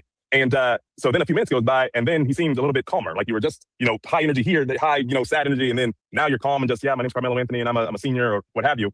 But anyway, that was the important part of that statement. Now, another statement made that camera didn't pick up, but from the other officer who was there, who had, I don't know, better audio on her camera, they radioed in, we have the alleged suspect. Karmelo then goes, it's not alleged, I did it. So there was an immediate admission, you know, within 6 minutes of this stabbing happening. But the thing about it, Chris, and one of those body cam videos, the second one, you actually saw, you know, they're going up there, you know, scoping the scene and figuring everything out, talking to some of the students. You actually see graphic in nature, the chest compressions being done on what we now know to be Austin Metcalf's lifeless body. You saw a little blood around. You just see him just kind of, you know, splayed out, and you hear a bunch of, you know, the kids yelling out, that was my brother. They stabbed my brother. That's my best friend. And, you know, all this different stuff. And we heard a 911 call made by the students. And we heard a lot of audio visuals today, Chris. Very graphic in nature, real emotional. You know, I'm sitting 2 rows behind the Metcalf family every single day. I could reach out and touch his father. That's how close he is to me. And, you know, for the majority of the day, he's just holding his head in his hands, you know, just taking in all the facts. I mean, he's been dealing with this for a year, but when you see, you know, your son laying there lifeless, you hear 911 calls, you know, you're seeing all the love and support that he was getting, you know, from the friends and the coaches. So, like, you know, he was supported, but, you know, to what avail, because he's not here anymore. Yeah, and to just think, because I know yesterday we were talking about the 911 calls and just how emotional that was, but then you have to actually see the chaos that was taking place. As the body cam was playing, what was Karmelo doing in the courtroom? That's interesting, Chris, because I was, you know, I'm right here in the Metcalf camp, but I try to, you know, keep my head on a swivel, not only to the jury, but over on that side of the courtroom as well. And it's just very stoic. It's just very, I don't know if the word emotionless is correct, because I'm sure they're feeling a lot of things, but maybe emotionless not in a negative sense, but it just very, you know, stale-faced. I imagine, you know, Karmelo's sitting there, he's just looking. He's not moving around. He's not looking around the courtroom. He's not rocking his chair. He's just looking right at it, because I'm sure he's reliving, you know, his version of what went down that day, and probably, you know, regretting the biggest mistake of his life. And you're looking across at his family, and they're just, you know, just taking that in. And I have to think about it from that point of view as well, Chris, because could you imagine your son, your brother, your nephew, you know, this kid that you've seen grow up, and now he's being accused of these, you know, the maximum crimes you could be accused of, you know, killing someone. So they're over there just a little more stale, not in a negative sense, but just, you know, just real cemented in, you know, hearing what's going on. But of course, there's visceral, audible emotion on the Metcalf side. Yeah, and I mean, again, like you've seen this video, you wonder if the Metcalf family had seen that video before it being played in court and just having to relive all of this. I know today, too, that there were pictures up on the screen where we saw the alleged murder weapon. We saw this knife that was used to stab Austin Metcalf. Just what was your reaction seeing that and then how it worked into what prosecutors are alleging? So the big takeaway from the knife, Chris, is that it has a 3.5-inch blade. It looked like a heavy duty knife. It's not what I expected it to look like. I'm sure you have too, plenty of different styles of pocket knives, but this one just looks like just one of the ones that won't break when you try to cut something. Like the blade is not going to bend on this one. And it just left me wondering, why did you have, if you had any sort of blade, I don't know what it would have been for, maybe to cut some rope or what have you, but this one seems a little bit excessive, but neither here nor there. But then they had, when they brought the knife up there, they had one of the officers come down and they did a little demonstration with it because it's one of those folding pocket knives where the blade folds down into the handle. And before they did the demonstration, the prosecutor asked the officer, "You carry something similar like this at work?" And the officer was like, "Yeah, as a tool for cutting seatbelts, people get in car crashes and things like that. So it's a pretty heavy duty, sharp knife." But then they did the demonstration and they pulled it out, normally like you would two-handed, but it has this thing on it, Chris, called a thumb stopper. And it's like a little thing that sticks off the side of the blade where you can just pick it out with one hand. Not to be confused with a switchblade, nothing like that, but just showing how fast you could, just whip it out if you wanted to. And, that's where the prosecution was alluding, like he already had his hand in the bag.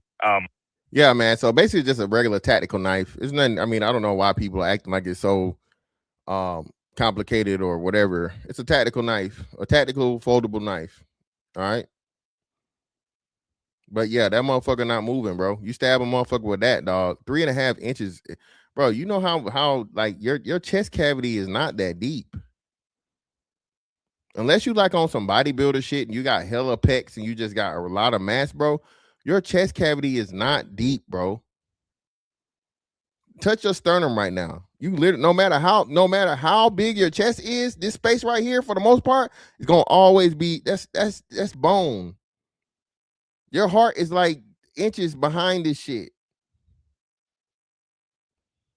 3.5 inches, it hit your heart, bro. It's over with.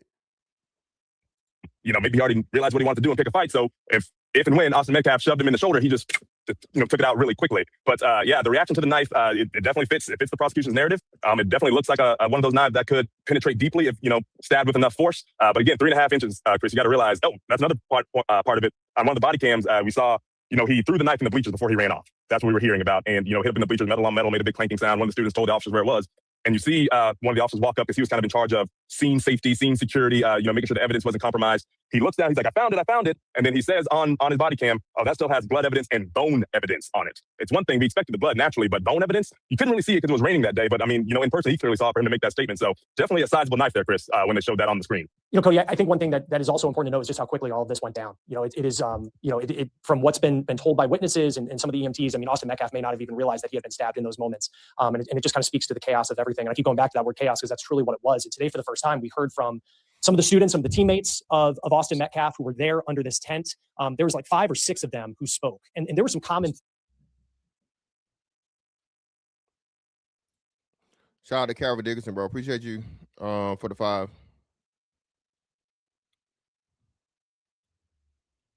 Ain't nothing but some money. Fantastic. What do you think really happened? Salute. No, they telling you what happened. I believe that Karmelo went to the tent. The white boy Austin pressed him. Everybody saying that's what he did. He pushed him, and immediately once he pushed him, he stabbed him. It's really cut and dry. It's not this super drawn out, convoluted thing, bro. It was a heat in the moment situation that Karmelo made a horrible decision in.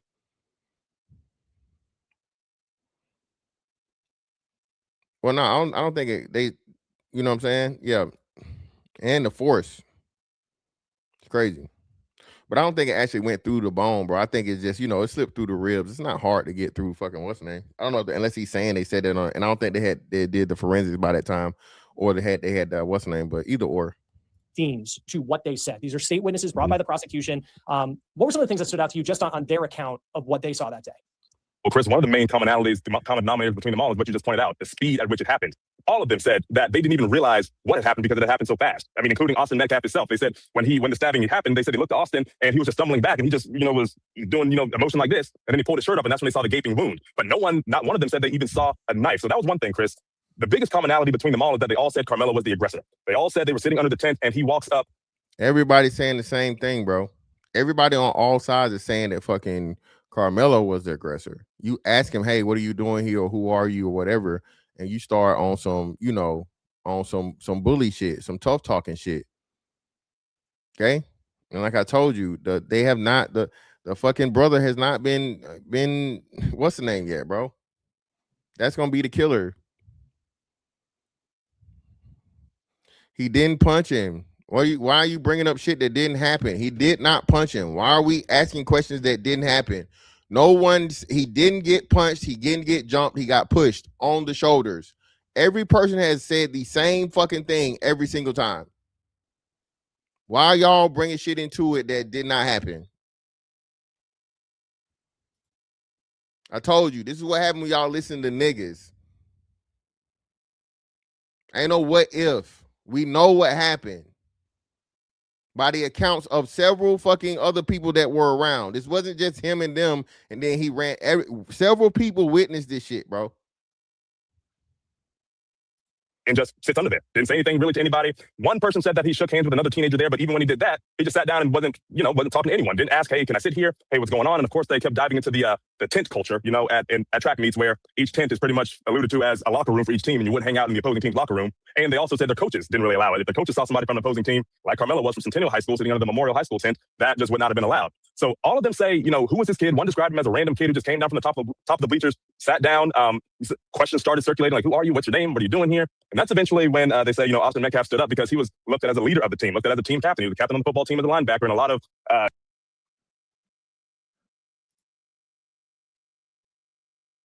That's stupid. That's still stupid. What are we talking about? Why are we talking? What kind of what if fucking shit is this? What point does this make?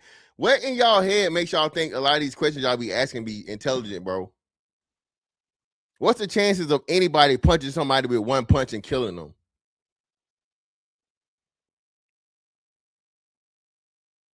That's not what happened. Let's focus on what actually happened. He stabbed him. He didn't punch him. He didn't use his fucking hands. He used a weapon, a deadly weapon, and he killed the boy. Yeah, y'all niggas talking about real life one punch man? Are y'all crazy? This shit is, bro, niggas think this shit really be smart, bro. Grown men, bro, I can't, you know how hard it is for me to punch a motherfucker one time and kill him, bro? I'm a grown-ass man. I can't just punch a nigga to death with one punch. Y'all niggas listen. This is how far y'all will reach, bro. This shit is sad, man. Shout out to Vince, brother. Appreciate it for the 5. When was the last time a judge ruled in self-defense? I don't know, but that wouldn't be the judge. I'll be on the jury anyway, right? Shout out to Black Latina 2026. Appreciate your love. You don't think that he premeditated the whole thing? Some kind of gang shit? No, hell no. I don't think he did that. Fuck no. It's not. No, it wasn't a no. Ain't nothing but some money. Again, I still don't think that Karmelo, clearly he didn't know the boy, so it couldn't be premeditated, right? From long term. Now, you can bring it into question, is it premeditated if you got your hand on the knife and you daring somebody to touch you? Well, that's an argument of premeditation, I guess. But as far as they didn't have any other history, no, not premeditated. I don't think it had anything to do with anything other than a split decision in the fucking heat of the moment. Okay, and I still don't think it was like, he went there that day at a track meet, like, I'm gonna catch a fucking body or a hat, as the kids call it. There's a lot of translation between football and track athletes, so they're all kind of one big family. And they say he stood up, and all of them said that Austin started off calmly. Hey man, what's going on? You shouldn't really be here. Just get off under the tent. Not in any aggressive way. Everything was calm. And they said Karmelo was just like not responding, just saying no, or if you want me to move, you're gonna have to make me move. Just being real adamant about not leaving the tent. And so eventually they said Austin started getting a little frustrated. People, other people under the tent started getting frustrated. Others were chiming in. Some of the people on the witness stand, some of the students testified to that they were chiming in also. Like, what are you doing here, man? Like, and none of them said any cussing was going on. They asked specifically, were there any profanity, any cussing? They're like, not that I remember. So maybe it wasn't a nasty altercation, but just a frustrating one. And so the students did admit that Austin started getting a little heated. Karmelo started getting a little heated, but then they started talking about Karmelo's hand in the bag. And then that all of them said that same thing that we've heard, Chris, the phrase, touch me and find out. Yeah, man. Touch me and see what happened. Or touch me and find out is not don't touch me. Okay? Touch me and see what happened is not the same as do not touch me, bro. Touch me and you see what happens. And, they started talking about how here in Frisco, Texas, here in Collin County, this is, suburban, fantasy land. Like this, none of this happens out here. All of them are saying the same things, that they would not have expected someone to bring a knife to a track meet on school grounds. They have never heard of anything like that. They weren't expecting anything like that. I mean, imagine being 14, 15, 16, and you're not thinking about somebody having a knife in a book bag, to the point where they said Austin looked at him and Mars, nobody has seen it. Nobody has seen the official video footage, bro. Nobody other than people in the courtroom have seen the footage, dog. Nobody has seen it. Anybody telling you otherwise, they fucking liar. The guy that said he saw it or whatever, the staff member or whatever, is a fucking liar. If he saw it and he's saying what happened that didn't happen, clearly from this man right here in the courtroom or whatever that said something totally different, he's a fucking liar. said, "Oh, you don't have anything in that bag," like calling his bluff, pretty much. He had his hand in the bag and said, "You don't have anything in there. We live in Frisco. You're not going to do anything." And they said that's when Austin walked up, and that's when the inconsistency comes in. Was it a hard push? Was it a one-handed push? Whatever it happened, they said that's when the stabbing happened so fast. And another thing they all said, Chris, was that it was, it was a little bit of commotion, but they all said they did not even expect a fight to happen. One girl testified, and she was at the tent next to it at Liberty High School, maybe 20, 30 feet away. She heard the argument going on, but she thought it was just boys being boys, so she went to go watch the 3200 race. And by the time she walked down to the fence, Austin was stabbed. And, the prosecutor asked her, if you're a teenager, if you expected to fight, teenagers are going to pull their phones out. We've seen fights before in high school. It's like watching a wrestling match. You're not going to turn away from that. But everyone seemed to turn away. People were on their phones scrolling TikTok, scrolling Instagram, not really concerned with what was happening. They heard it happening, but it wasn't to the point where they thought this would be the result here. Yeah, and it's motherfuckers claim they had cell phone footage, so it's not even no cell phone footage of this shit, bro. It's not even no cell phone footage of this shit. No one even recorded the incident. So that really tells you they're not even on no world star shit in that community, bro. They're not even let's record the fight type shit.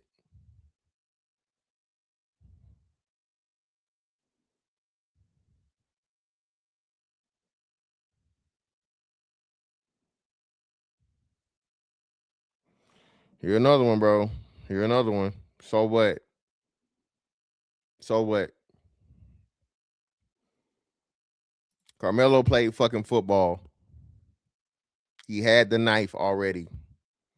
Just because you're taller and you weigh more doesn't make you deadlier.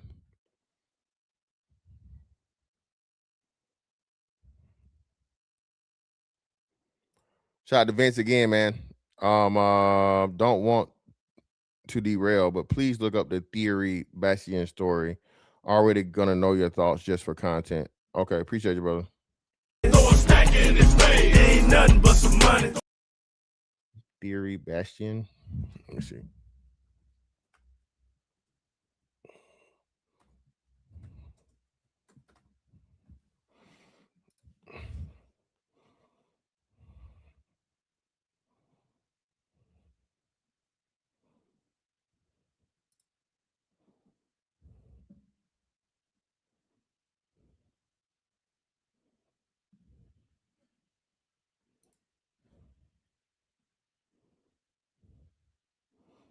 Oh, I covered this. Yeah, I covered that story already, bro. I covered that when it happened, Vince. Appreciate you though, bro. I covered that.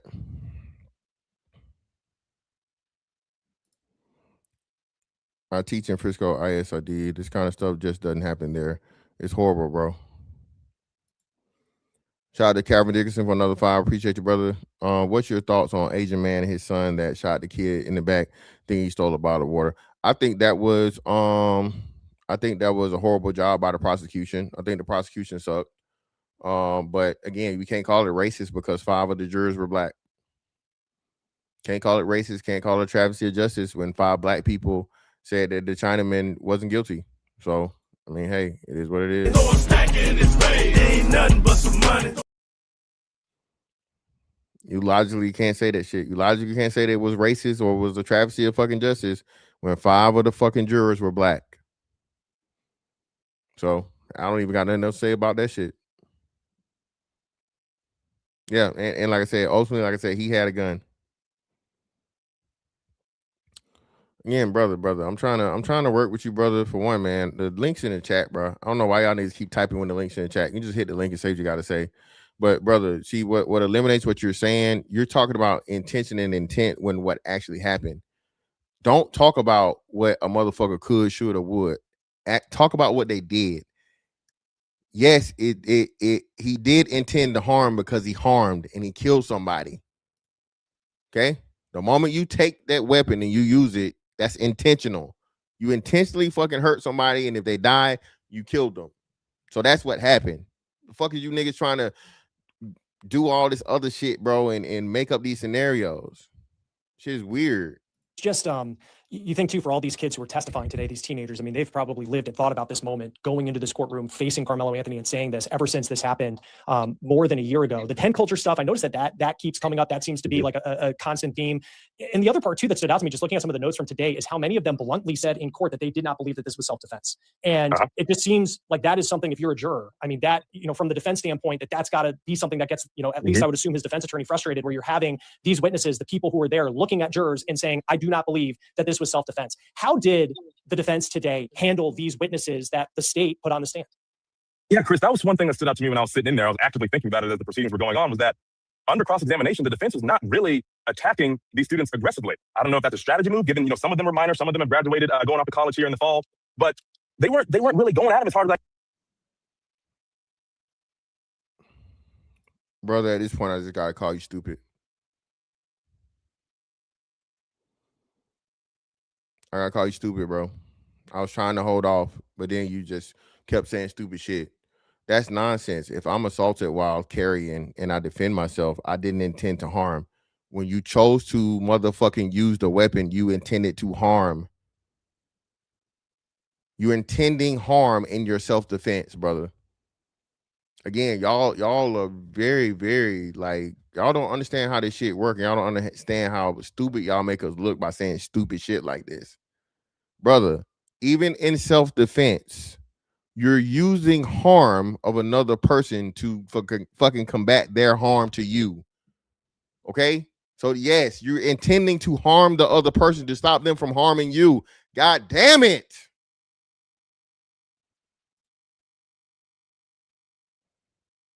What's wrong with y'all niggas? What's wrong with you? What's wrong with you? What's wrong with y'all? You niggas are crazy.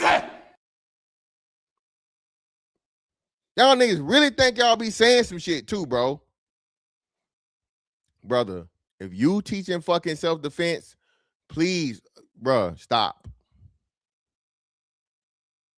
If you teaching self-defense and you telling anybody the shit that you do, you getting somebody to lock the fuck up. And I would suggest and tell everybody, do not take any fucking self-defense from your dumb ass, bro.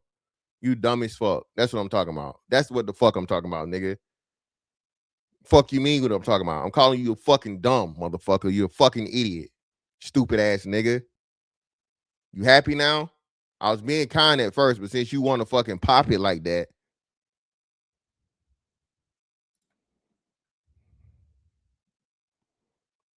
Yeah. You stupid nigga. Self-defense, you making all you don't even understand that fucking harm against somebody else's harm is still fucking harm, dumbass nigga. And intent. You intend to fucking defend yourself, you stupid fuck. You stupid ass nigga. You're intending to use your fucking firearm or whatever weapon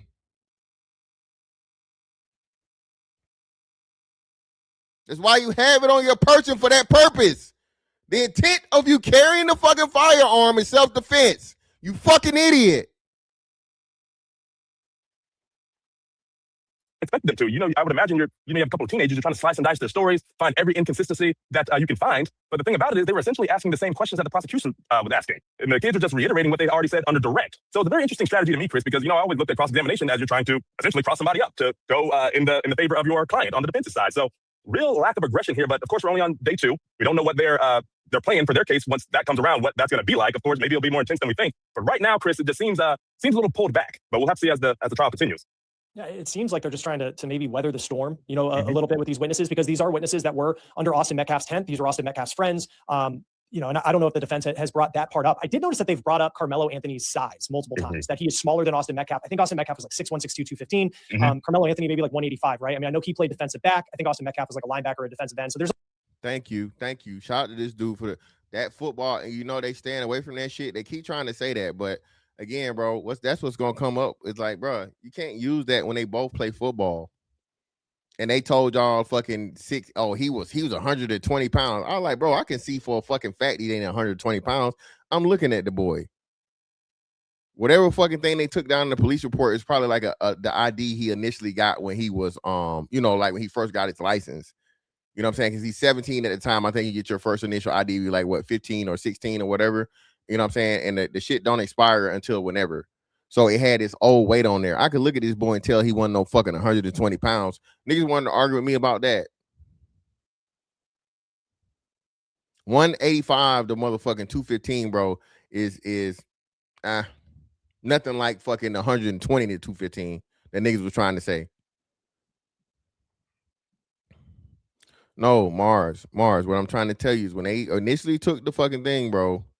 No, he was not. So Mars, how the fuck he gained 50 fucking pounds in a year, dog?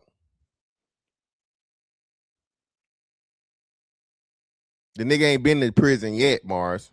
The nigga ain't been to jail yet, Mars. I highly doubt that the nigga put on 50 pounds of weight in fucking a year's time, bro, with all this stressful ass shit going on.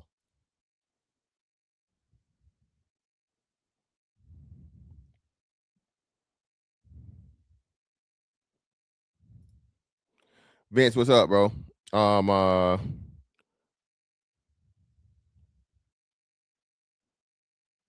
me get your...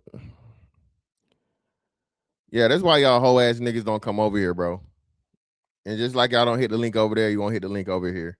So no, bitch ass nigga, you can't dismiss me. Okay? Eat a dick. Fat fuck. How about that? You're a fucking idiot.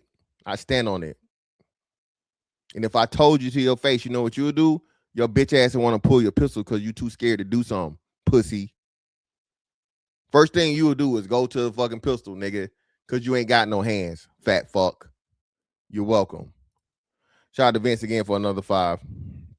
Bro, my fault. Just giving the mood. Appreciate the content. No problem, bro. I appreciate you, man.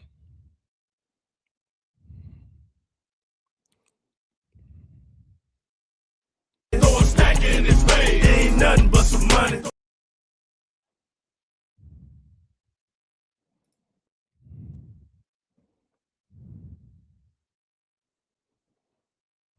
See, I ain't scared of blood, pussy, bro. Again, look, nigga, I see you look like you got an extra chromosome, brother.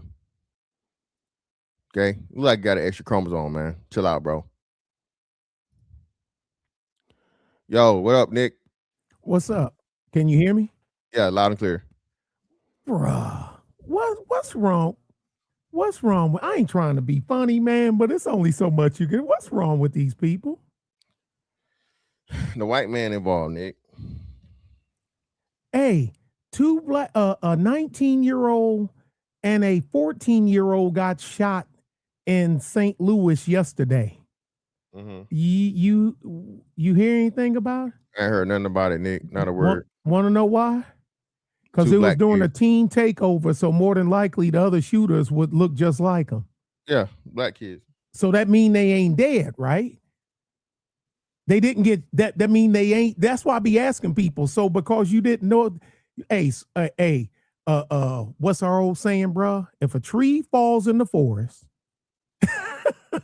and ain't nobody around to hear it, yeah, it still made noise. It wasn't quiet because you wasn't there.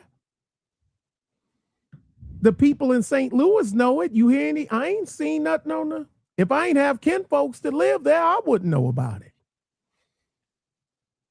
Bruh, I don't. Oh, wait a minute. You still a coon? Fantastic. Of course, man. Boy sound kind of slow. Yeah, man. And I don't talk about people. You know I don't get down like that. But man, y'all gotta stop this, man. It's always your own, bruh. Like that. And David Carroll, he hit a home run. He said, "Man, I'm worrying more about you Negroes than I am these hoes." Yep. Every time. I don't get, bruh. And then the other dude, I ain't gonna say, man, look, what part of You're okay, fantastic. You go to court. You going to court. This ain't happened, of course, y'all. I'm just fantastic. You going to court for whatever the hell. You get in the courthouse, this, that, and other, something break out, you pull out something and F somebody up. I ain't gonna say nothing crazy, respect your channel. Even if the person done something to you first, man, you are not allowed to carry certain things into the courthouse. Exactly. This thing, just here in Texas, because well, you know where I'm at, and you know my credentials. They don't know who I am, but you know you know all my stuff. Once you carry a weapon onto ISD property, you are in violation of the law. It really is that. It's sad. I wish none of this happened, that both of these boys then gone to school, graduated, and gone about their lives. That's what I want. That's what I want. But you are in violation of the law once you carry a weapon onto ISD property. If you're not a municipal officer or sworn officer, you cannot do that. Neither one of these kids, they're not off. So look, man, this is bad, man. Actions have consequences.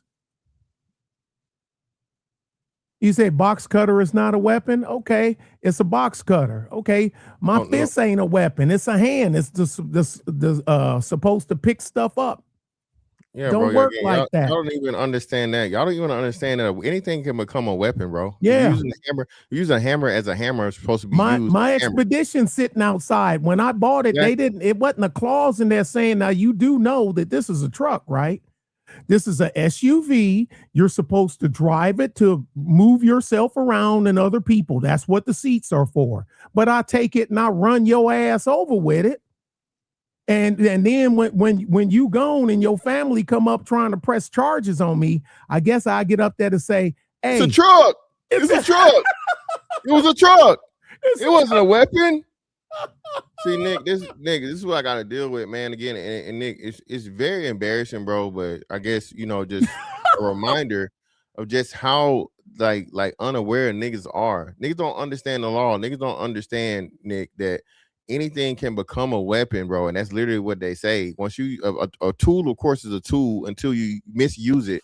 You know what I'm saying? For the purpose it was originally intended to be. Okay. Yeah.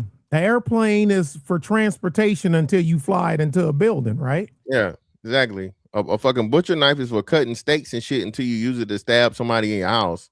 Then it's a murder weapon for the slow people in the back, bro.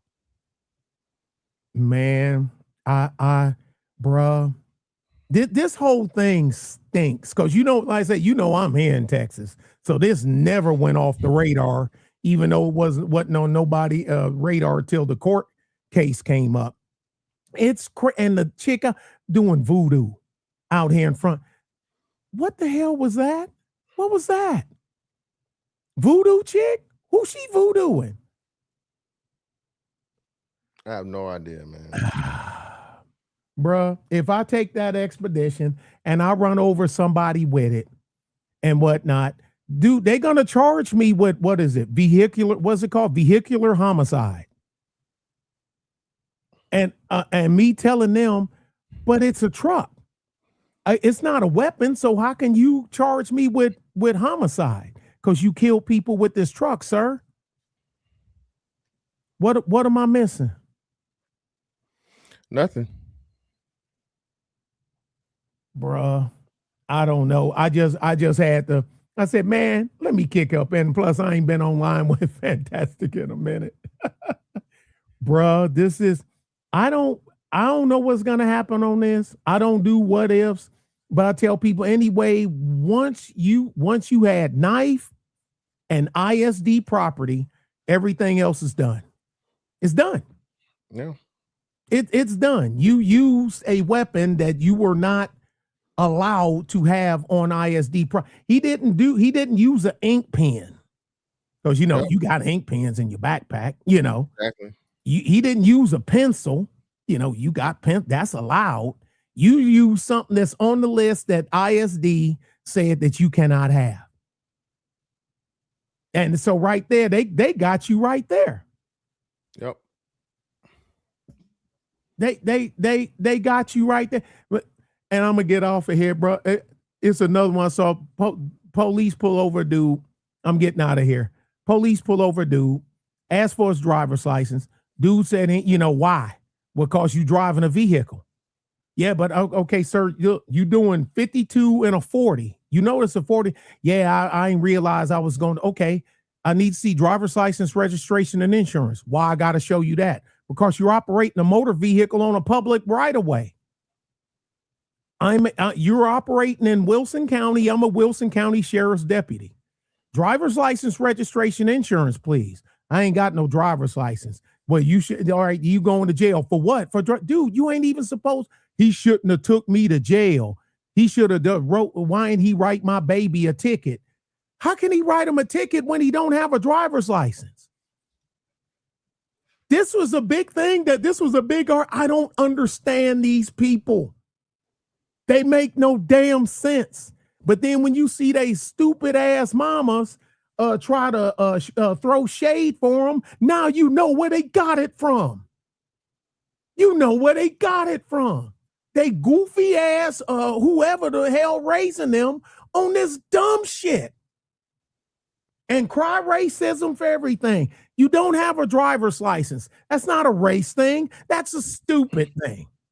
And you speeding with and knowing you not, man, if I was on some low down shit, man, I know my insurance ain't gonna kick in till next week. I'm finna be doing the speed limit to the T, Nick. Thank you. Not I'm even doing not 5 miles over. And a 40. Thank you. What are we talking about? But like you said, Nick, racist. They want to take the black man down and all this other shit. No, nigga, you out here. Yeah. You ain't acting right. If you was doing, like I said, if he was doing 40 in the 40 or underward, like the cops here said, well, he ain't a cop, he's the deputy. I never would have even pulled him over. I wouldn't have known whether he had a license or not. Because I wouldn't even have pulled you over. Oh, you know the car sitting in my impound yard, right? Yeah, I picked it up 2 days ago. It's sitting in my yard. So somebody, I'm accept. I already talked to the mama and I told her whether she need to get it out. So it's crazy, man. People just they lead their kids to the fire, literally. But bruh, I'm gonna go drop back down watching in the chat. Go ahead with the show and Sherelle come in throwing blows, right? Yeah, Sherelle down there trolling as usual. Yeah, hey man, hey, but you gotta love her for it. No, that means she love you, bro. For sure. Hey, I'm up out of here. I'm gonna be back down in the chat. Be good, bro. All right, for sure, Nick. Appreciate you. Brother Lamar, what's going on, man? This real quick. Shout out to man, Little Rock coming through again, man, with another 50 ball on the super chat, brother. Greatly appreciate you putting more club soda on it, brother. That's $25,000 alpaca. You block that shit. Right. You don't rubble. Put the club soda on there. All right, so what you got for us, brother? Lamar. Lamar. Hey, first I want to say, keep up the good work, man. What you're doing is really good work because people don't want to believe their own eyes and their own ears. So they letting the media and the world tell them what to think, which is bad. I think what we're doing right now, as a people, we supporting bad behavior. It is not even smart. It's not even smart. Think about it. I have a son. You have sons. Yep. We had to teach our sons how to act in this earth, dude. Be like, number one, you outnumbered. Number two, you shouldn't be there. Number three, you must have been hostile if you're over there. Because if you're peaceful, most people are not going to kick you out, right? You have to be able to sell yourself. And everybody been to sports tournaments, especially football players. Football players, they football player. They talk to be aggressive, right? Yep. And like I said, we had to teach our children that, number one, you shouldn't be over there. And if you're over there, apologize and leave.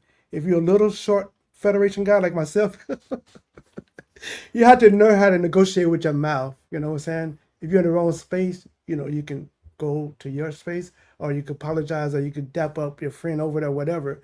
But what you're doing is great, man. We have to stop supporting bad behavior, because what happened is the kids come after him, they're doing the same behavior. Then when they get locked up in a penitentiary, which is legalized slavery, nothing good come from it, right? So what you're doing, you're trying to teach people the right way, how to respond to the earth, but they don't want to hear it the right way. Yeah, no. Anytime white people get involved, Lamar, man, niggas can't hear it, man. They can't understand it. Like you said, that's the first thing I think about, bro. I got 2 sons, man. My youngest son is 14. He'll be 15 this year. Do you know how fucking devastated I would be, Lamar, if I found out that my son got into a fucking argument with another kid? He pushed the kid one time and the kid stabbed him and killed him, or shot him and killed him. You know what I'm saying? Are we that's we willing to justify? You see what I'm saying? And niggas don't even understand that. This is the precedent we're setting, and we're gonna be okay with from here on night. Oh, well, stand your ground. So now we're making kids susceptible for fucking stand your ground for kid shit, taking a life. But again, niggas don't care because the white people involved, and they got this, imaginary beef or whatever to get back they gotta get. So it's just anything goes, no holds barred, which is fucking ridiculous, man. Yeah, it's totally ridiculous, man. Have you ever been to Frisco, Texas? Man, that field is a beautiful field, right? It's a beautiful field. That's why they shocked that something will happen on it. Like I say, my son runs track now. I'm back overseas too. I'm not in Lynchburg no more. But my he runs track now. We go to track field all the time over here, right? And he hang out with his group. Then after the track meet, they might dap it up with the other people or the other teams and stuff like that. But they're not hanging out over there, dude, because they got to have strategy. They got to think. They got to focus. They got to get prepared for the track meet. But it's like I said, I just want to say, keep doing what you're doing, dude. Use your own eyes and own ears to stop listening to everybody else, dude. And also, you're trying to teach people how to survive. They worried about what's right. Well, he was in the right, dude. The dude finna go to the penitentiary, allegedly, right? And that's nothing good for him. That's about it, man. I just want to tell you, keep up the good work, man. I appreciate you, bro. And the defense is bad. I just want to say the defense is really bad. Defense is horrible, bro. You said, touch me and see what's going to happen. That's not a defense, dude. Yeah, that's not a defense at all. That's horrible. Black people funded $500,000 for this, Lamar. They $500,000 of y'all money, bro. They could have went towards something that was actually, positive and meaningful. And y'all gave it up simply because y'all wanted to see the black boy get off for killing the white boy. That is sad, man. I think with 20 fucking witnesses around. Everybody's seeing in broad daylight. Man, I think Bill Will said it best. He should have tried to. I'm not a lawyer, but he should have tried to cop a plea early, man. Yeah, that's what he. Act remorseful. Yeah. Nobody would have took this to trial, Lamar. Nobody would have took this to trial, bro. Yes, act remorseful. Like I said, you might have to lie. You might have to do what they do, crowd. Whatever you have to do. Whatever. cry.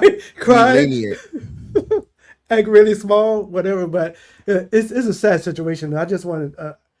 I just don't understand why people doesn't see the truth. They have eyes and ears, and they still want to say something that is not even happening. Dude, it's not even happening. I travel. Nobody's chasing me. Nobody chasing me. Nobody chasing me when I go back to the States. Nobody chasing me. Nobody give a F about me. This is good. I mean, I can go by my business. They go by their business. But okay, I'm gonna drop back down, dude. Just keep telling the truth. Cause I tell my kids the truth.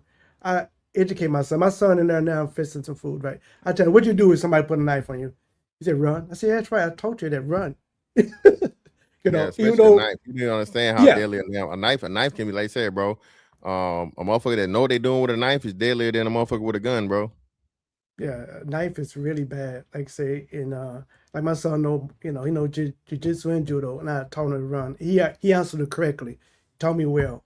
And number two, if you're somebody that bigger than you, you got to come on, dude. You can't fight the whole team. Come on, that's not intelligent at all, right? You in their territory on their ground, you talking trash. But I'm gonna leave it at this. I think it wasn't peaceful. I might be wrong. Yes, I probably are wrong. But I don't think he went over there peacefully. I'm pretty sure if you over there peacefully, people ain't gonna kick you out, or it's not gonna be a response like that. You're not gonna kick nobody out. Yeah, no, that's what the witnesses were saying. The witnesses were saying he was there and cool until they asked him, and then when they asked him to talk to him, he became aggressive. So yeah. Just by this, man. Shoot him, my brother. All right, for sure, man. Appreciate you, brother. Get out of here. Yeah. Like a little size difference, but yeah. I don't know. When I hear them talking about Carmelo Anthony's size, like he was a football player, he was an athlete. I know he was looking to play college football. I just don't know how strong of a, well, he was giving some weight up to Austin Metcalf when he had a knife, whether that's something that might really resonate with the juror. Yeah, no, it's not. And again, that's why I keep telling y'all, man. We're in Texas, so these are people that are from that area. You don't think any of those fucking men jurors that were on there play fucking football and they understand that, you know, like what's going on here? Come on, bro. That's not gonna cut it. He was bigger than him. He's broader, huh? And wider and all this other shit. Okay, cool, fine. Big enough to fucking intimidate this dude and thinking that he was going to die from a push. I've never been fucking pushed, bro, and thought I was going to die. Now, you might be punched or kicked like in the head or some shit or whatever, but a push that's going to kill you, bro, no, that didn't even, that sensation doesn't even fucking, you know what I'm saying? A motherfucker can't even push you to death. A motherfucker can push you into some shit or push you off of some shit, but just a push, you're not gonna die from no motherfucking push, bro. I mean, I guess unless you like a elderly person. 99.99999% of people are not gonna die from a push. A punch, possibly. A kick, possibly. A knee, an elbow, yes, but just pushing a person, no, bro. That in itself, even everybody saying that and niggas not picking up on that. He didn't punch him, bro. He didn't punch him. He didn't kick him. He didn't hit him. He pushed him. Yeah, Chris, and I hear that too. And actually, they say he's smaller than 185. They say he's around 145, 8. Okay. So what they're trying to do, yeah, I mean, I look at him and, you know, he looks like an average sized kid when I walk past him. Clearly, you know, a little thinner, but he's still essentially a grown man. He's still 18 at this point. He doesn't look like a child, but neither here nor there as far as that, Chris. I think where they're going, they're trying to show some kind of stark disparity. Okay, we got the two twins over here that, again, 6'1", 6'2", 215, burly boys, linebackers, all of this. But they're trying to make them out to seem like these big bullies, I feel. Like they were asking one of the students on the stand today, well, you know, if you were to walk up on Austin Metcalf, would you feel threatened or intimidated? And he just responded. He was like, I don't know about intimidated. He was like, I probably wouldn't pick a fight with him, but it wasn't like he was, you know, walking up like a giant and being, you know, abrasive about things. But I think that's just what they're trying to throw the wall here, Chris, to show aggression on Austin Metcalf's side, trying to aid in that self-defense claim that they're having or presenting for Karmelo Anthony. Because one other thing that I kind of noticed as well, because I remember when this case first happened and the police kind of laid out this fact that like the track meet had been delayed because of rain, and maybe Carmelo Anthony went into the tent because it was raining, but it also doesn't seem like from the testimony that it was some like monsoon that was in the area where everybody was taking cover because it was coming through. And actually, one of the things they pointed out is that it wasn't even an actual rain delay. There was confusion. There were athletes warming up. They had put rain delay on the billboard, on the scoreboard, but that wasn't true. It wasn't even official. So every officer's account, every trainer who was out there, every coach, every athlete, they all admitted, yeah, it was drizzling. The drizzle picked up, you know, a little as the day went on. But as far as the morning goes, it was just a really wet morning. It rained overnight. They say the rain didn't really start until after the stabbing happened, because one of the former coaches who actually testified yesterday said he kneeled down, he was the head track coach actually, he kneeled down with Hunter Metcalf, the twin brother of Austin, to pray, you know, after this happened. Of course, there's a lot of emotion in this moment, a couple of minutes after your brother's been stabbed. And he said as soon as he kneeled down to pray, that's when rain really started to come. But all before that, by all accounts that we've heard so far on the witness stand, it was not really raining at all. It was just wet and misty, just really a yucky day. So, you know, there are people out there with umbrellas, there are people without umbrellas. So, and the defense keeps asking, if you're the defense, what's your argument? I don't have a defense for this, bro. This is not something I would suggest to my client. I would tell him I wouldn't take this case. I wouldn't take this case. It's just too cut and dry. It's just way too much variable this is a very hard case to win. So I don't even have a defense for this. But if I had to choose one,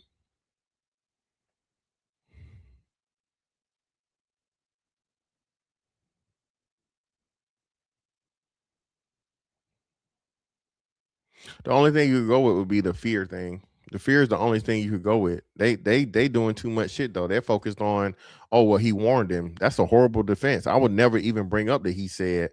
I would try to skate by that every time. Don't touch me or touch me and find out or whatever. The touch me and find out shit, I would stay away from that like the plague.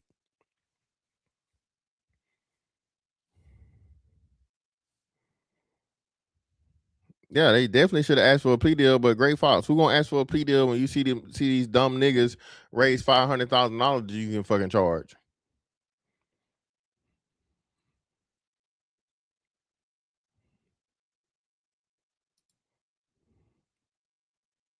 Yeah, that shit too. Yeah,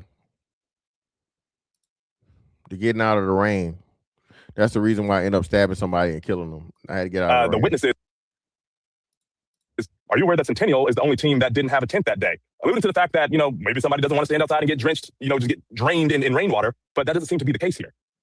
And as you're kind of watching and taking in what's happening in the courtroom, I mean, these are long days. I mean, I think it's like 9 hours. I think today was like 8 hours. The judges really kind of have his foot on the gas and getting this, getting this done to the point where they're going to be having court on Saturday as well. What has stood out to you about the jury as all of this has been going on? Their responses to some of this stuff that's obviously being presented. I mean, you're watching a child die on body cam. You're looking at another 17-year-old across the way who's accused of that killing. You're seeing this bloody knife. You're seeing the bloody clothes. You're hearing 911 calls, the testaments of all these people who saw a child die in these stands. And so I'm looking at them, and it's a mixture of grown men and women, obviously. And shamelessly enough, I expected the women to cry when they heard some things. But Chris, I've seen 2 or 3 of the grown men with Kleenex in their hand, listening to some of this testimony, watching some of this video. So and that was yesterday. That was on day 1 of testimony, and a little bit today as well. So the prosecution already pulling at the heartstrings of this jury. As the defense still has their time to come present their case, but I just wonder, I fear if some of those jurors have already made up their mind, given the the extreme nature of what went down, the gravity of this situation here. Yeah, and you also just have to wonder, is there, what the defense will present when it's their turn to present the case. We know in the opening statements, they talked about Karmelo Anthony as, this good student, he worked multiple jobs, but then it just comes down to that day, in that moment, like his side of the story. How are they going to present it? To your point, the body camera video seems like that would be, a damning piece of evidence that the prosecution presented today. So we'll see.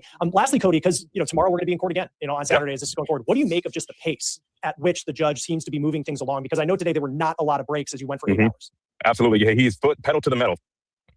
It's not all white. They just don't have no black people on there. So it's not an all white jury. It's just like they just don't have black people on the jury. They're trying to say that too. Listen, bro, that appeal is not going to work. People are saying that because, like I said, they had 3 black women jurors at the end of the day ended up striking. So there's no black people on the jury. But trust me, believe me, bro, that is not going to be an adequate defense, bro, on appeal. It's not going to go the way the niggas trying to make it seem. And again, what Knowles and Boys that shit in the first place, right? A lot of the witnesses are black kids. That's what people are forgetting.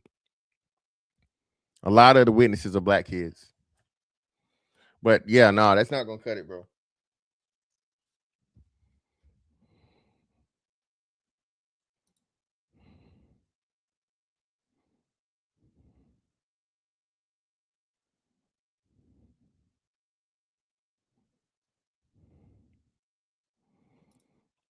Yeah, but they showed the thing in court, Noah. The whole courtroom saw it. The whole courtroom saw the thing, Noah. So this is what. So I don't believe and I don't trust anybody. And the fact of the matter that people signed whatever and people said that, Noah. I remember when people claimed that and they said it. You know what they did, Noah? They shut the fuck up. So they let me know that whatever version of the video they got, they couldn't really see shit. And they said this. They had to give it to what you call it, a forensics, video forensics persons to highlight it and to magnify it to the point of where you can really see what was going on. So that's why the people that talk about they saw the tape or whatever the fuck way back when, they didn't see shit. You couldn't really make shit out. Niggas just be talking, bro. Niggas just be chatting.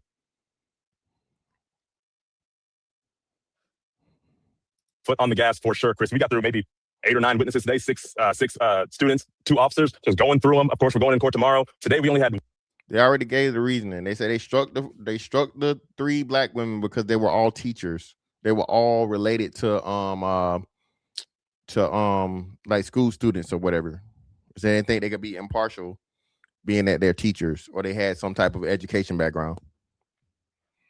1 45-minute lunch break, not even an hour, and then a 10-minute break after that. And that was it. The lunch break was at 11:30 this morning Central Time. And the afternoon break came maybe an hour after that. So we sat in there for a good chunk of the day leading up to the end here. So it seems like, again, we're expecting this trial to be over the end of next week, maybe a verdict by next Thursday, Friday, or if they do a Saturday session, if they get the case on a Friday, I'd imagine the jury might not want to come in on a Saturday, naturally speaking, but it's expected to be 2 weeks long. And it seems like they are staying on pace, if not ahead of schedule.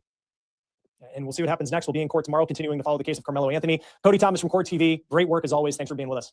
Thanks for having me, Chris. Always happy to be here. Court will be in session on Saturday as well, and we're going to keep a close eye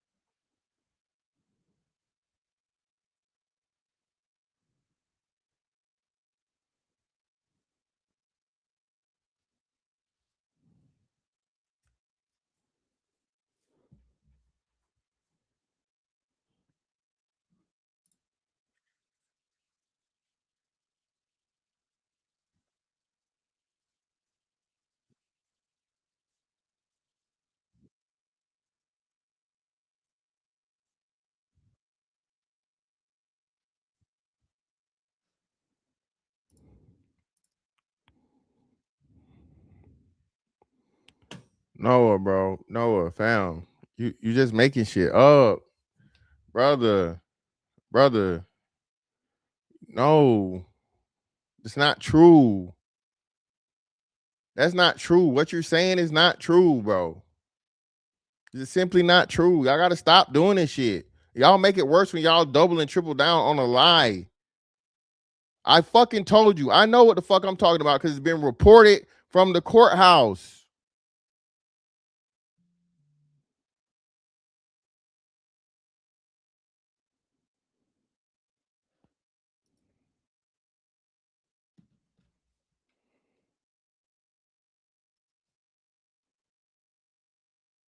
Jesus fucking Christ, bro.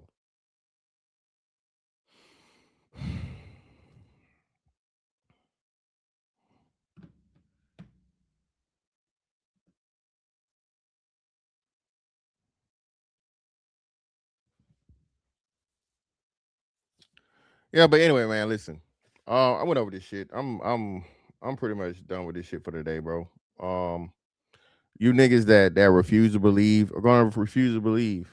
And again, y'all a problem. Please keep your children away from mine. If you believe that this is okay and you believe that this is justified for a kid to stab another kid over a push, bro, keep your fucking kid away from mine, please.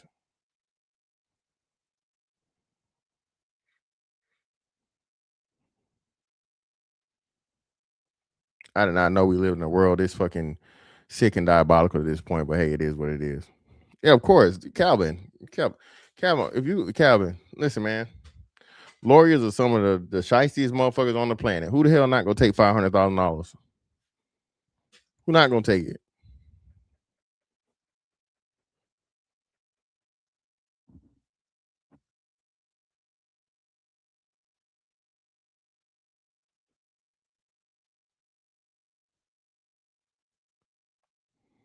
Let me see. Did they offer him a plea deal? Let me see.